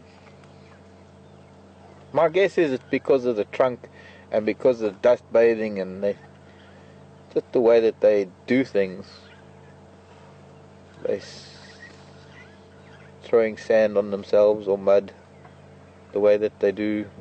I guess it's not really in an oxpecker's best interest to be sitting on an elephant when there's mud being flung around. And here comes an older daughter. And she got, but there were at least 2 other elephants, I'm sure. Hello, little girl. Oh, there's your baby. Maybe, baby. I wanted to see her right ear. She had a very distinctive tear out of her right ear. Got a little hole in her left ear. Hello, child. You're a little boy, I think.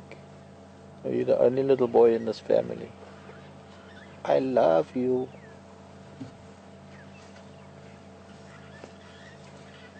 I love you.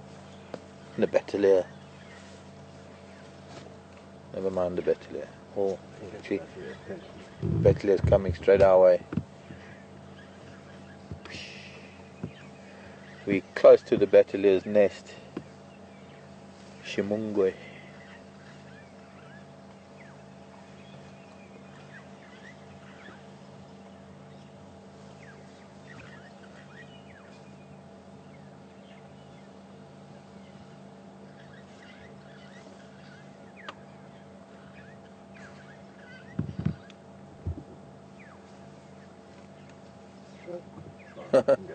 Too high.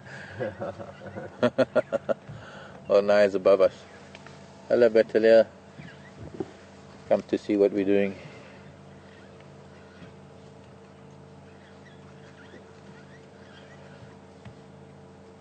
What an incredible way to start back at Djuma. Just sitting quietly with Ellie's. You know, sometimes you just don't need to talk, just to be in their presence, just sitting quietly, and they're just so relaxed around us that they've chosen to just move past us like this. Try and get back to the road without too much noise. Follow them a little bit more. I'm just going to take my jersey off. It's starting to get a bit warm. Oh.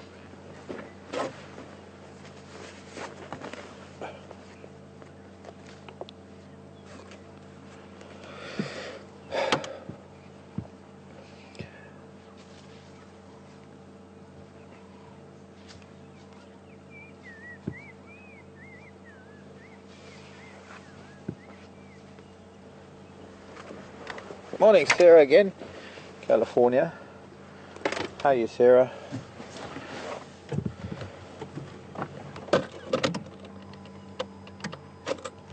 Do baby elephant graze from when they're born, or do they nurse for a while? Pretty much exclusive nursing.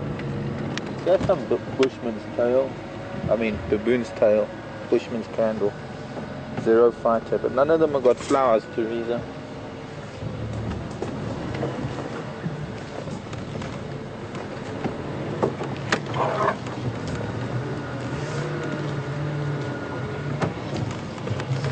And some very small monkey orange plants, but they don't have fruits. We need to find one of those areas that are quite dense with either baboon's tail or monkey orange, or both.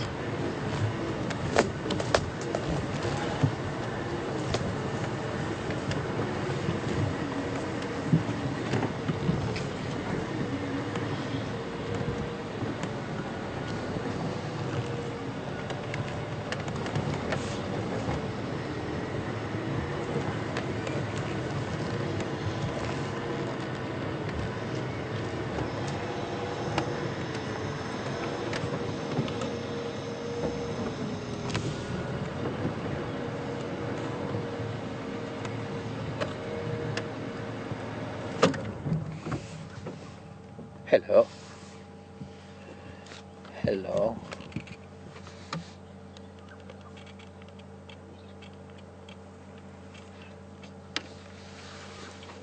Giving us a once over with his trunk.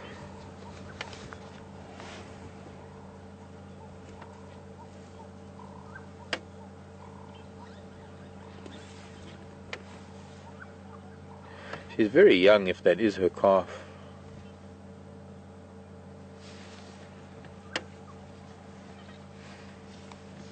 But I can't imagine it's the older cow's calf. I can only see maybe 3 of hers, or 3 of them being hers, maybe including this one being her first calf.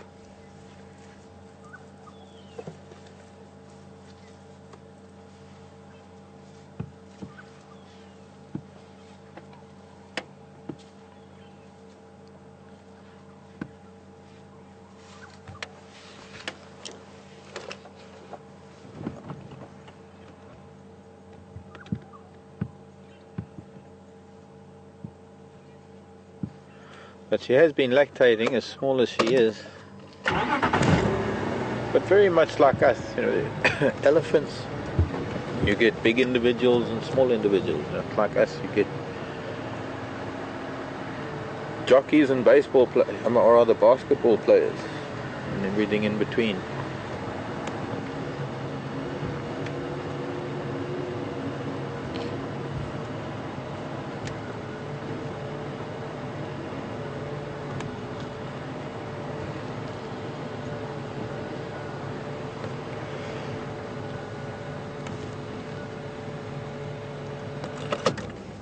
Those two are almost the same age.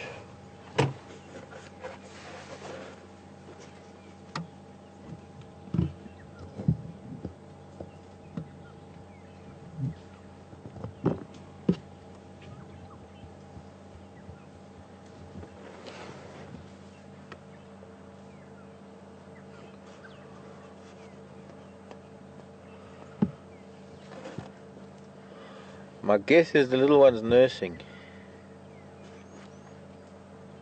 The way it's, yeah, it looks like it was. The way it was standing next to Mum. Here we go, again.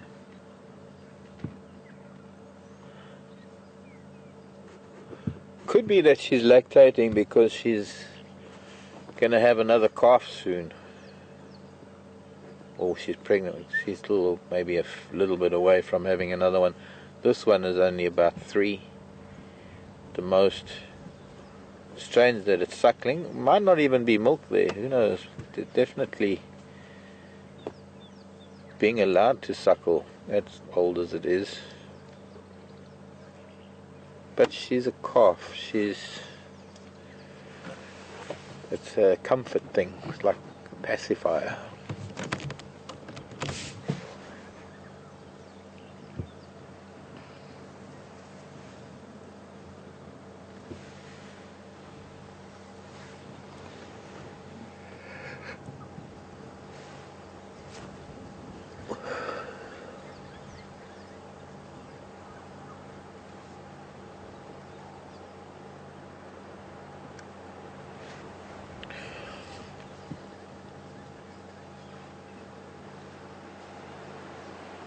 Jen wants to know if they can kick with their back legs like a horse can. Well, not exactly like a horse, Jen. I mean, a horse would sort of...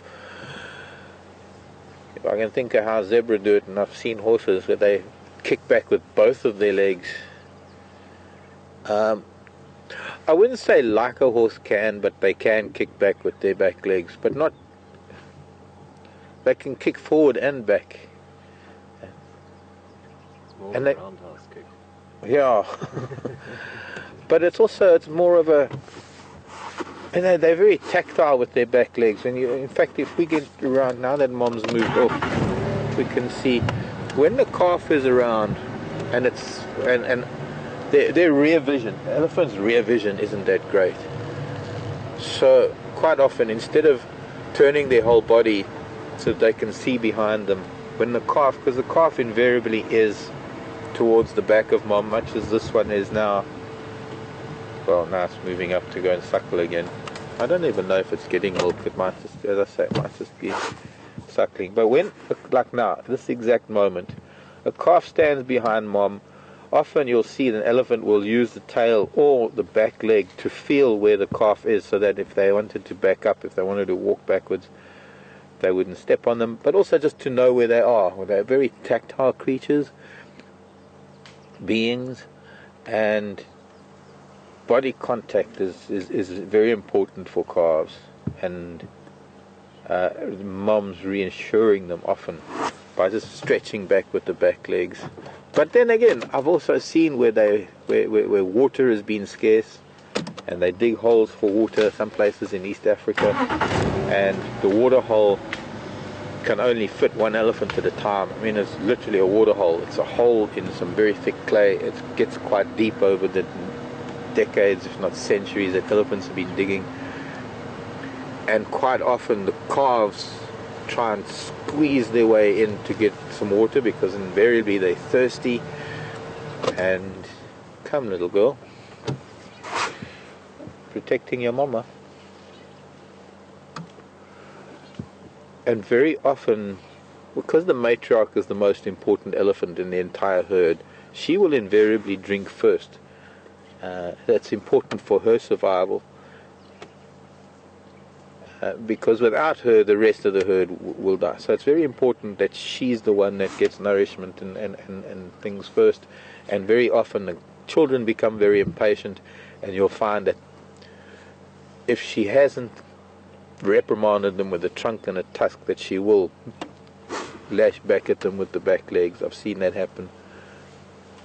But it's not the kind of a kick that a zebra or a horse can do.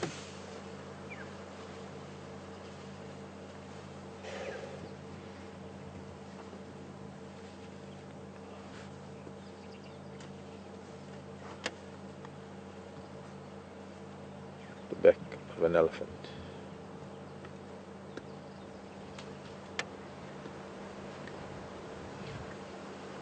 In hindsight, oh, that one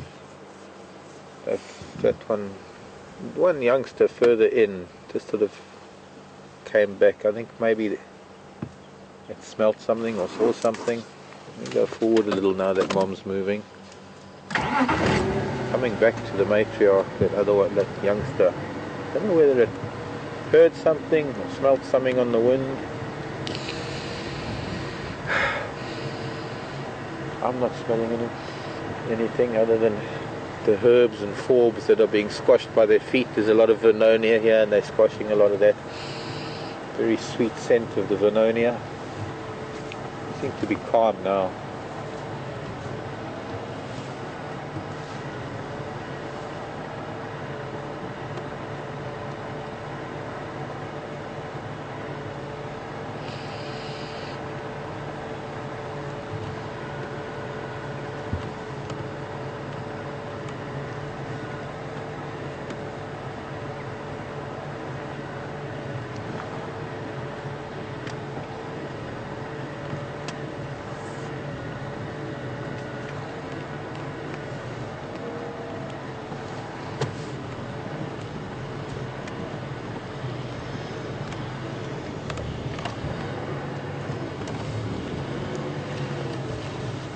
Look, little one. Oh, that was quite cute. Little one had its trunk in mom's mouth, and what happens there is actually when mom's feeding, little one either takes food from mom's mouth, or it actually smells the food that mom is masticating. Get an idea of what constitutes food for a young elephant. It's got to learn so many things, very many, almost every aspect of an elephant's life is a learned thing. There's not very much instinct, and very important that in their travels they not only learn the areas that the matriarch will take them, but also what foods to be fed on in those different areas, what can be found there, and what parts of the trees need to be utilized, because sometimes you need to eat the leaves, and sometimes you need to eat the branches, and sometimes you need to eat the roots or the fruits.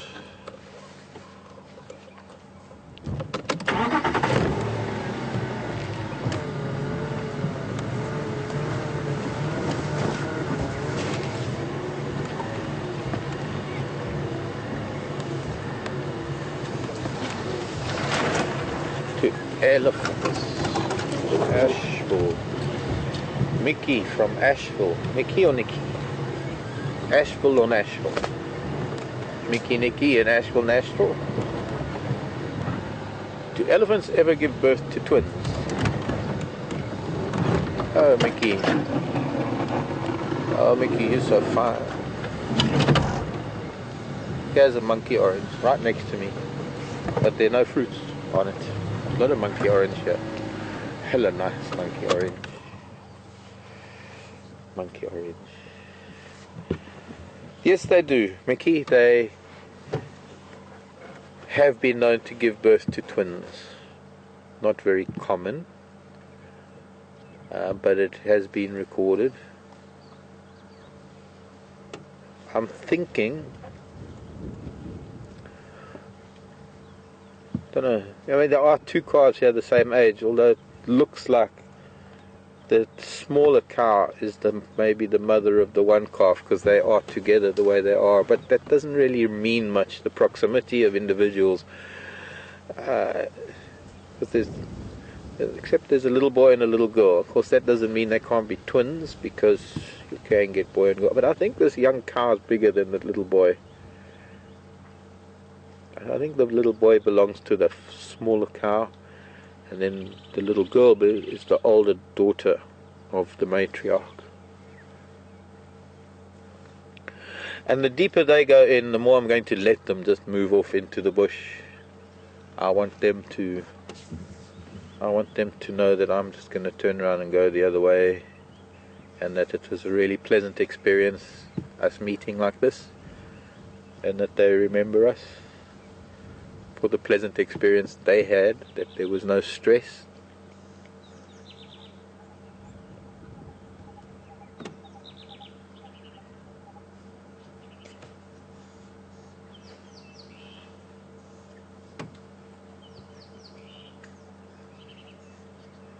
Bye, Mrs. Ellie.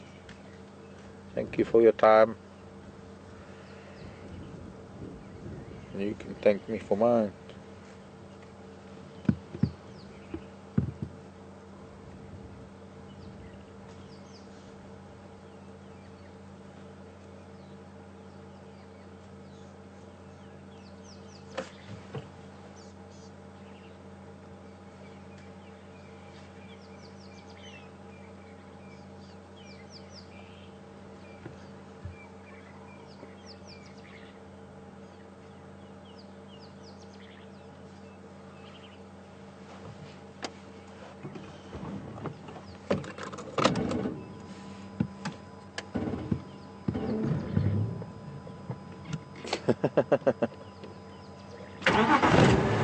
Morning, Charlie. I think that could be Charlie in Cleveland, Ohio. Charlie wants to know if I'd ever recognized the elephant that left a few holes in the Land Rover. Oh yes, I think I would, Charlie. I would. There's certain aspects of her that I would remember. The shape of her tusks, I remember those easily enough. I will also remember the shape of them, believe it or not, only because they were strange, only because her memories had very particular shaped memories. Boobs.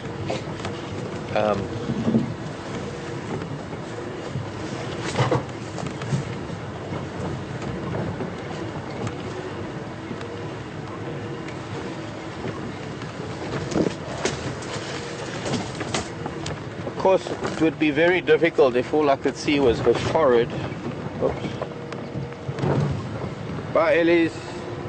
Thank you. Loves you.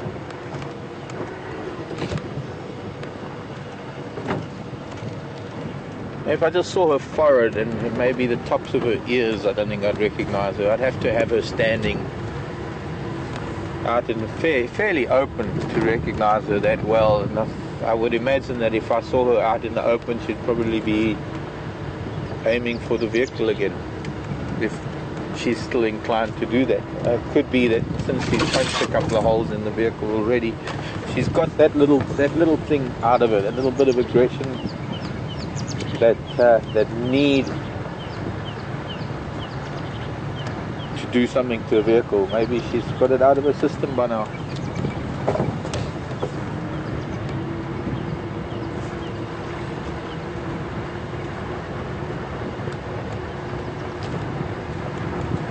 That was wonderful.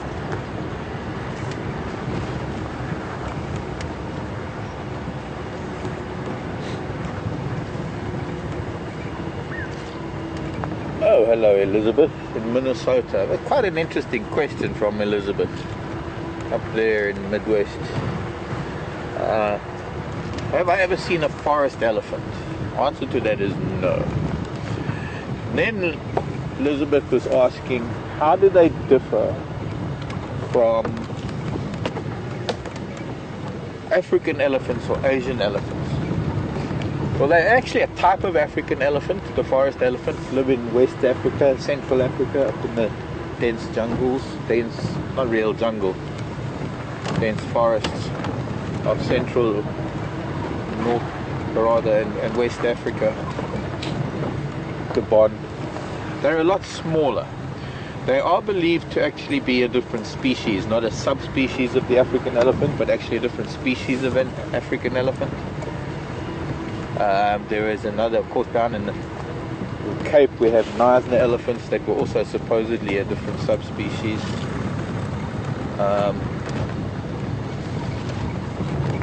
The one main thing about the forest elephants, not only that they're smaller in body size, but their tusks don't sort of flare out the way the savanna elephants do. Because they live in such dense bush, the tusks coming out perpendicular to their face would be a hindrance. So their tusks grow straight, virtually straight down alongside. If their trunk was just hanging relaxed, their tusks would grow down straight down along parallel to the trunk. Different to Asian elephants, of course, because they're completely different animals. So the African elephant and the Asian elephant, different in body size, different in the arch of the back. You find that the African elephant has got a concave back. The Asian elephant, the back arched. The head is different. Of course, the ears, the African elephant, much bigger ears. They say that the African elephant, the ears shaped like Africa, and the Asian elephant, the ears shaped like India. So they say.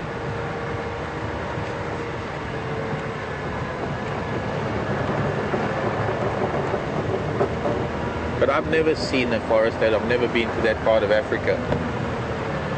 And then East Africa, on the other side, on the eastern coast, where you might get forest elephants on the west coast, on the east coast of Africa, you get the same elephants we get.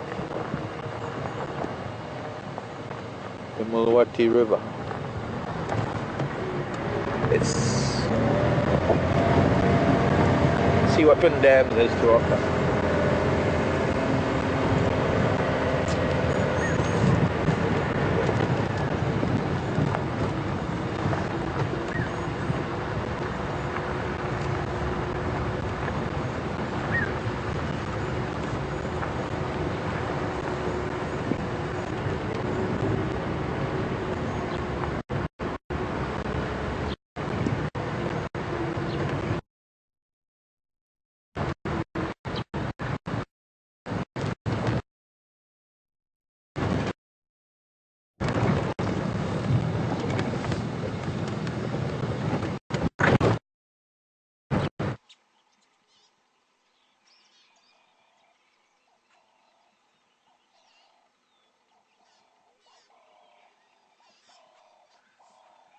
Caked in mud from yesterday's wallowing, no doubt.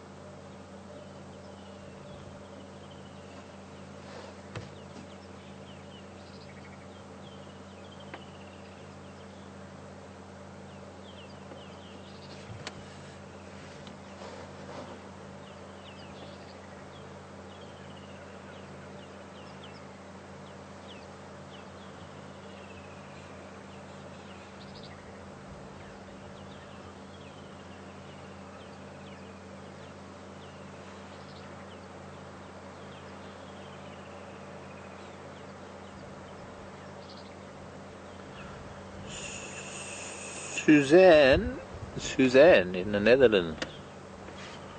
I think I know this Suzanne.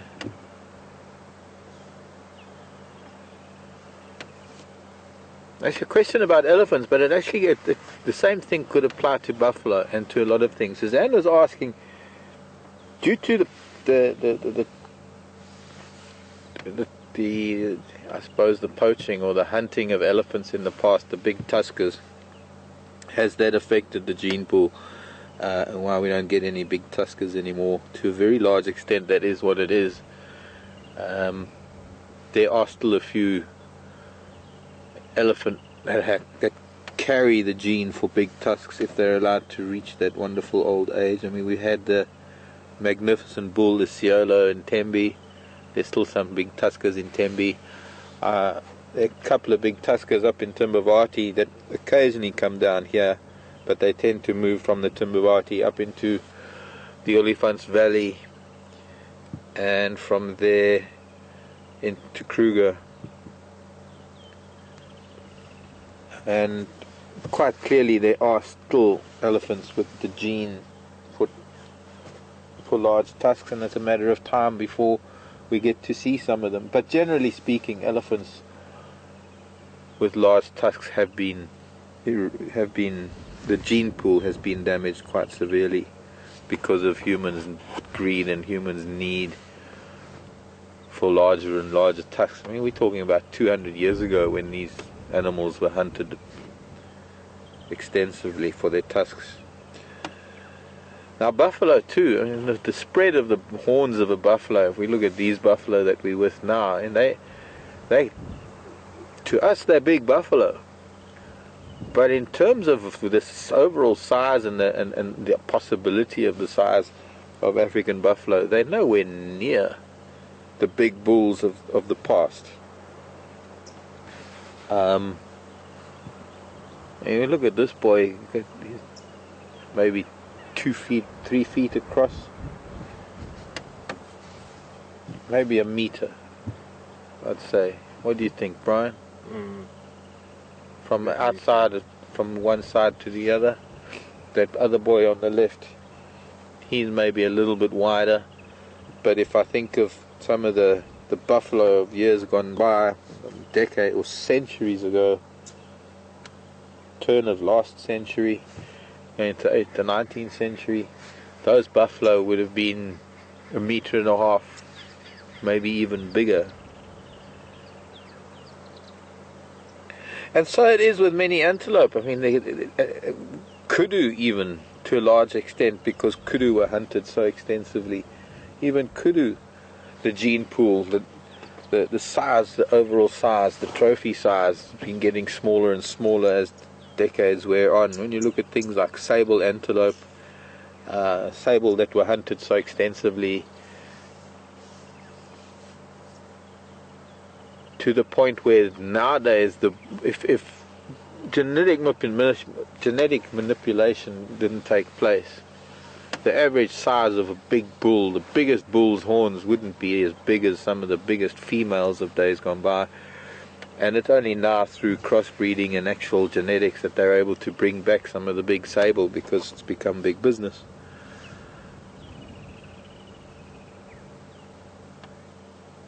But that, I suppose you could say, thanks to the likes of Roland Ward and the trophy book, the Roland Ward trophy book, and the quest of hunters to try and get bigger and bigger trophies, and of course it's getting scarcer and scarcer for them to find big trophies, that all the big ones have been taken out. It's a very good argument for how bad hunting can be for the gene pool. When you get so many hunters that say, oh, they're the best conservationists and they do the right thing. They don't. They go for the biggest breeding bulls, and they leave the smaller bulls to breed in their place. It's not true that the hunters go for the old senile bulls that no longer are reproductive. Or even if they do, even if they are active, they still maintain a presence within the society that still suppresses the younger bulls. So overall, yes, hunting, our sick need to shoot things as human beings,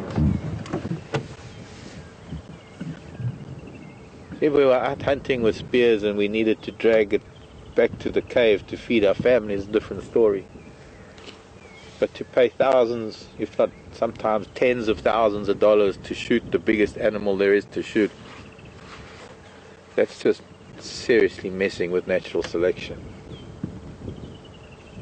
We then become the selectors in, and it's no longer natural selection, it's human selection.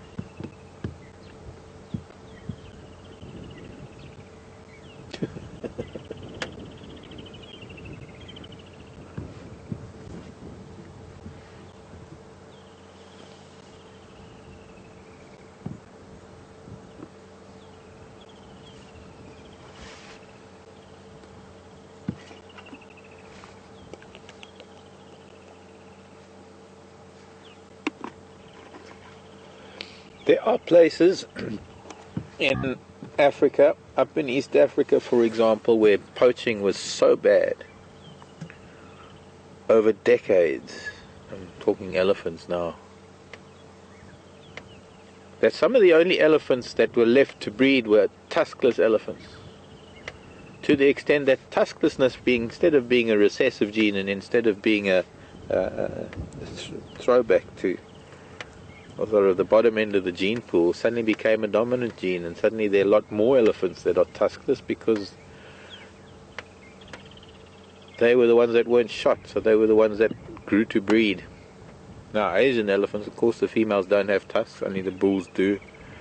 So somewhere along the line, the need for tusks in African elephants drove elephants to develop better and bigger tusks, and most of it has got to do with, especially for the females, got to do with the feeding and the digging and taking bark from trees.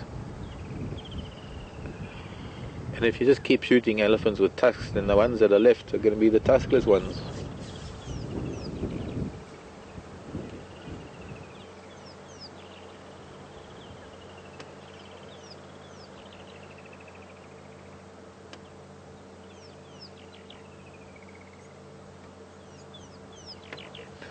Okay, Buffalo, we shall leave you to your own thing now.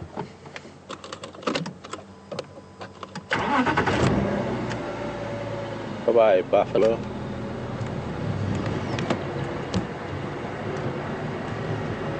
Have a nice day. There's 4 of them. See, there's a... No, that's not a buffalo. The same size as a buffalo. That's another elephant. A little elephant. Little elephant. 2 little elephants.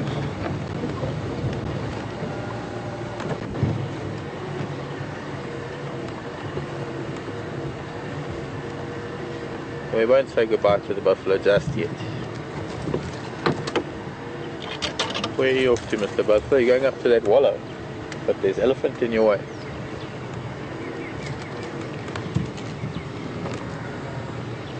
Hey, Mr. B.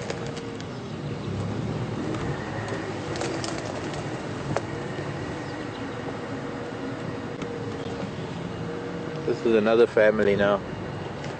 One on our right. 2 little calves on our left, and there's a mom behind the tree. Very similar composition to what we were seeing earlier.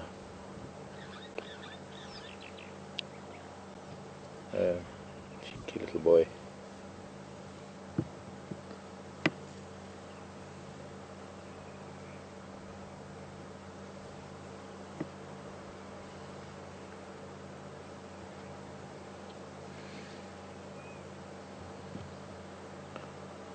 Fairly young cow.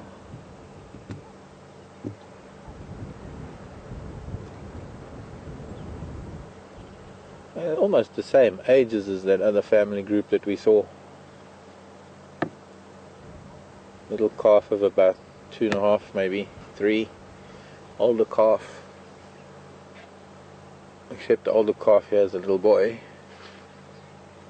And this youngster is maybe a little bit younger than the other one. I'm going to try and move a bit forward.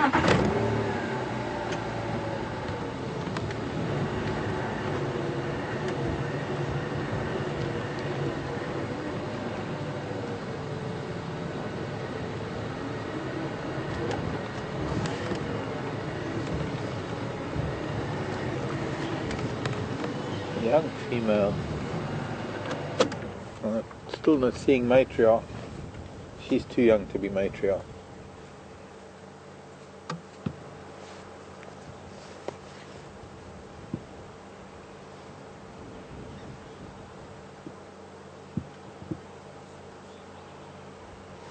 But she is a mother. She's possibly mum of this one.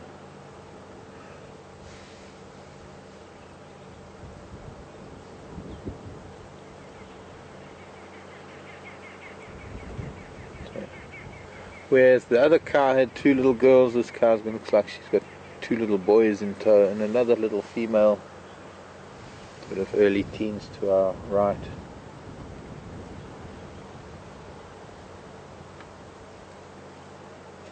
She's quite a pretty cow actually, got a very neat face.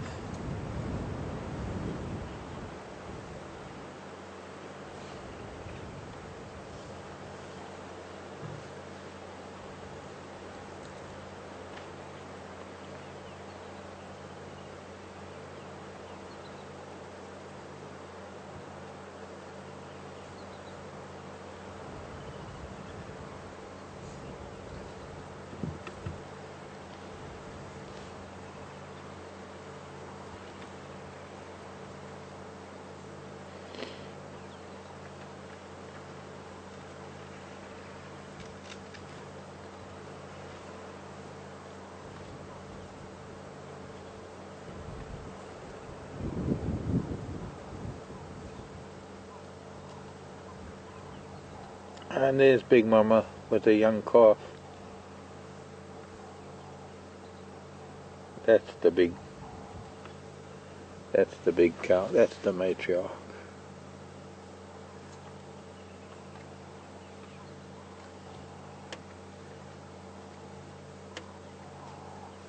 Hi Tammy. Thanks for the mail, Tammy. She's also a lovely old girl, that. She's much bigger than the matriarch we saw this morning. And a tiny little one. That little one's only about a year.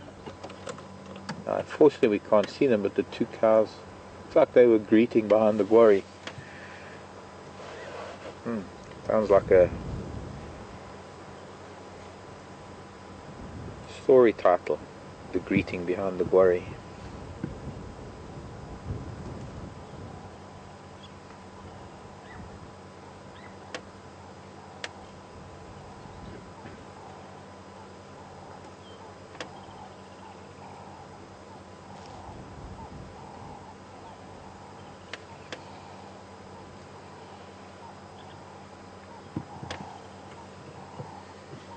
Question from Andrew in Final Control in South Africa at Djuma Game Reserve. Comments on Lawrence Anthony and the work that he did with elephants. Now, some of you might have read the book The Elephant Whisperer and might be familiar with his story. Quite a touching story about how he saved a herd of elephants. Interesting thing is that Lawrence Anthony had no elephant experience prior to his whole story, prior to his acquisition of elephants. I'm sure he probably had experienced elephants in Kruger, and he had maybe been to other parks, but he had his own reserve, and when you have your own reserve like that, it's not always easy to go and visit other areas. So I say the bulk of his elephant experience came from his acquisition of that small herd of elephants, and completely different circumstances to what we experience here in Kruger. And these are wild elephants. These are elephants that are, I'm just trying to position so we can see that other calf coming from behind, because it's there with the view of the buffalo. Maybe, maybe not.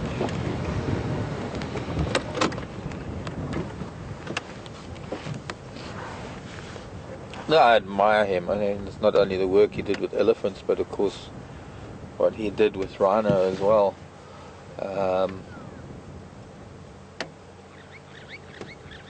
But he had his experiences with that particular herd that he had on his property, and I suppose gaining incredible knowledge about elephants, being able to be so close to a herd and having a herd that are so emotionally connected to him, or were rather, it must have been something quite amazing.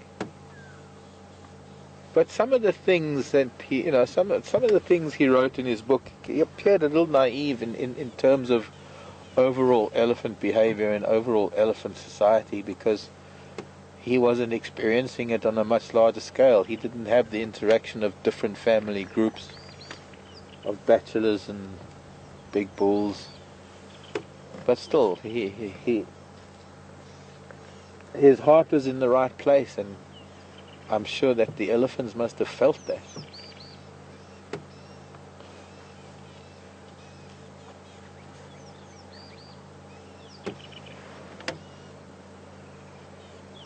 What are you doing, little girl?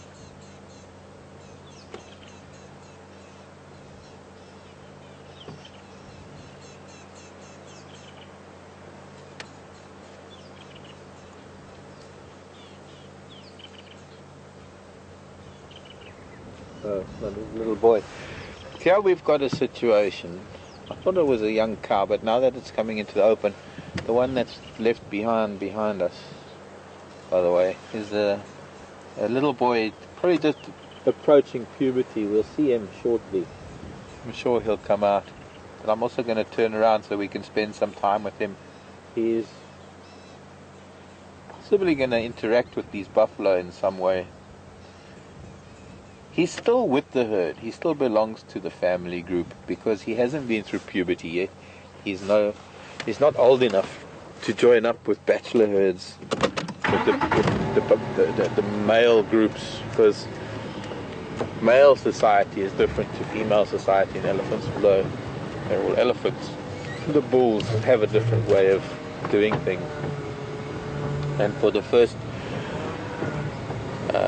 12, 14 years of the little boy's life, all he knows is the family life. And from a very young age, he starts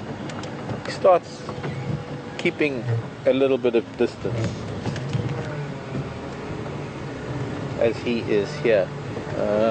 Maybe 20, 30 yards away, maybe a bit more.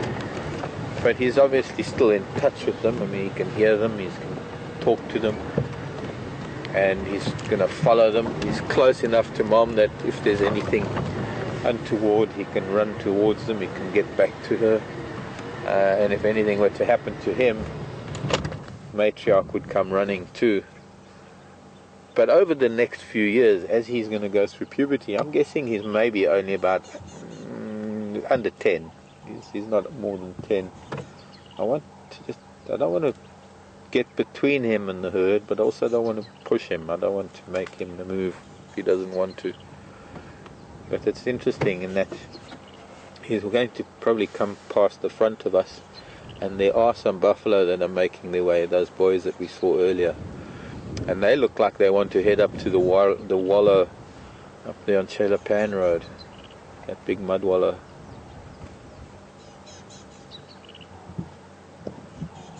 And I'm just waiting for the elephants to move on.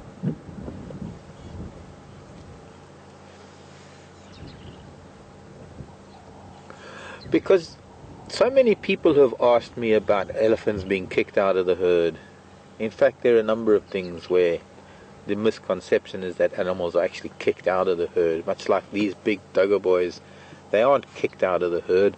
They just choose not to follow the big herds. They just choose to stick around here while there's mud wallows and grazing, and they'll catch up with the herd when the herd comes by again in a few months' time, and they can socialize and do what they need to do. But with elephants, watch now. This is what he's going to display, I think. He might. He's trying to. He was sort of flaring his ears.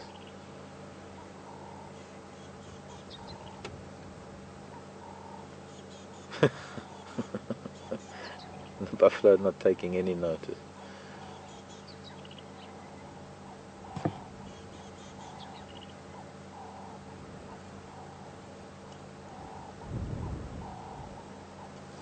No, you don't want that, Lily. No, you are going to eat a leaf.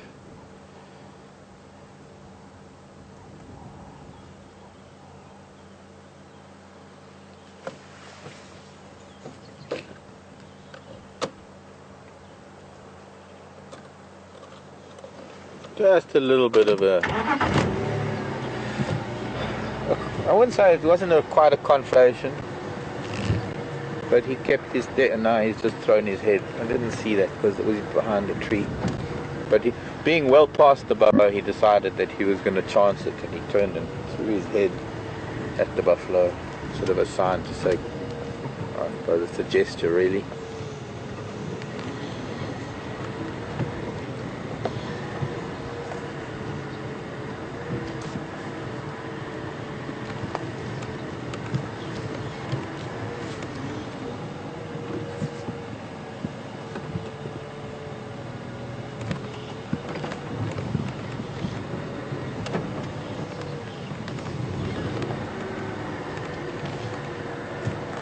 Hello, boys.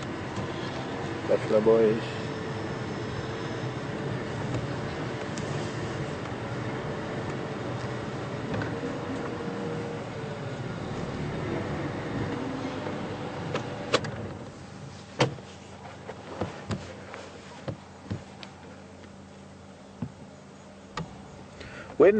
When a family group like this comes across bulls, none of the females in estrus, they probably socialize with bulls, and it's in those meetings that the older bulls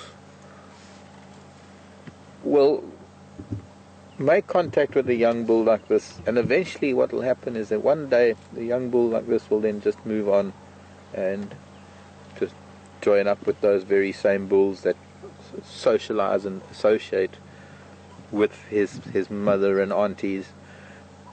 And invariably you'll find that they all have similar ancestry, they all have familial connections somehow.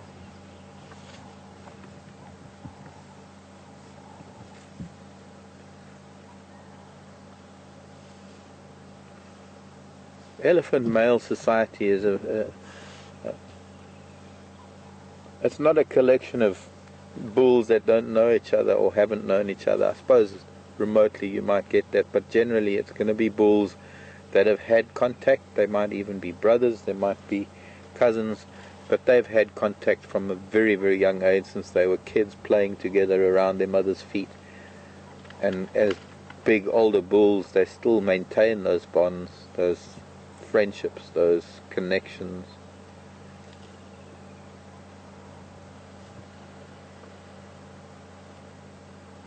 It looks like a happy child. Still learning how to feed with its trunk.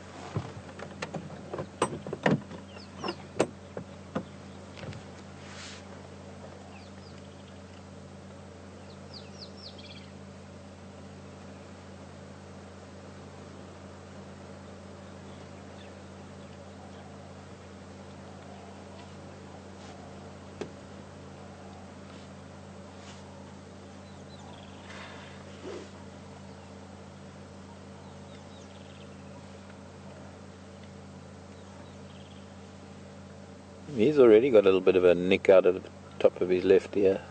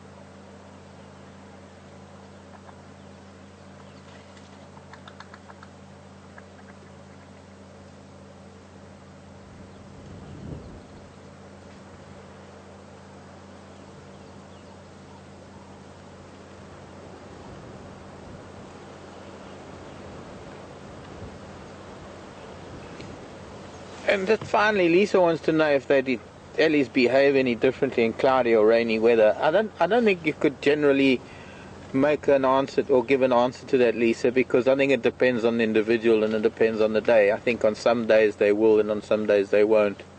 That's something that we can talk about further this afternoon. This has been Wild Earth here at Djuma Game Reserve. It's been wonderful being back. It's even been more wonderful spending the morning with you and with the ellies. Thanks for joining us. Thanks, Brian, for the camera work. And thanks, Andrew.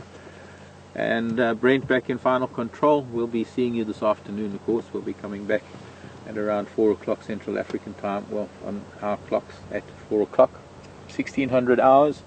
And we will see you then. And hopefully we can catch up with some more ellies and we can look into the whole weather phenomena and how that does affect animal behavior. So my name is Mark. Thanks for joining us. And from all of us here, goodbye. Love you lots. Thanks, everybody.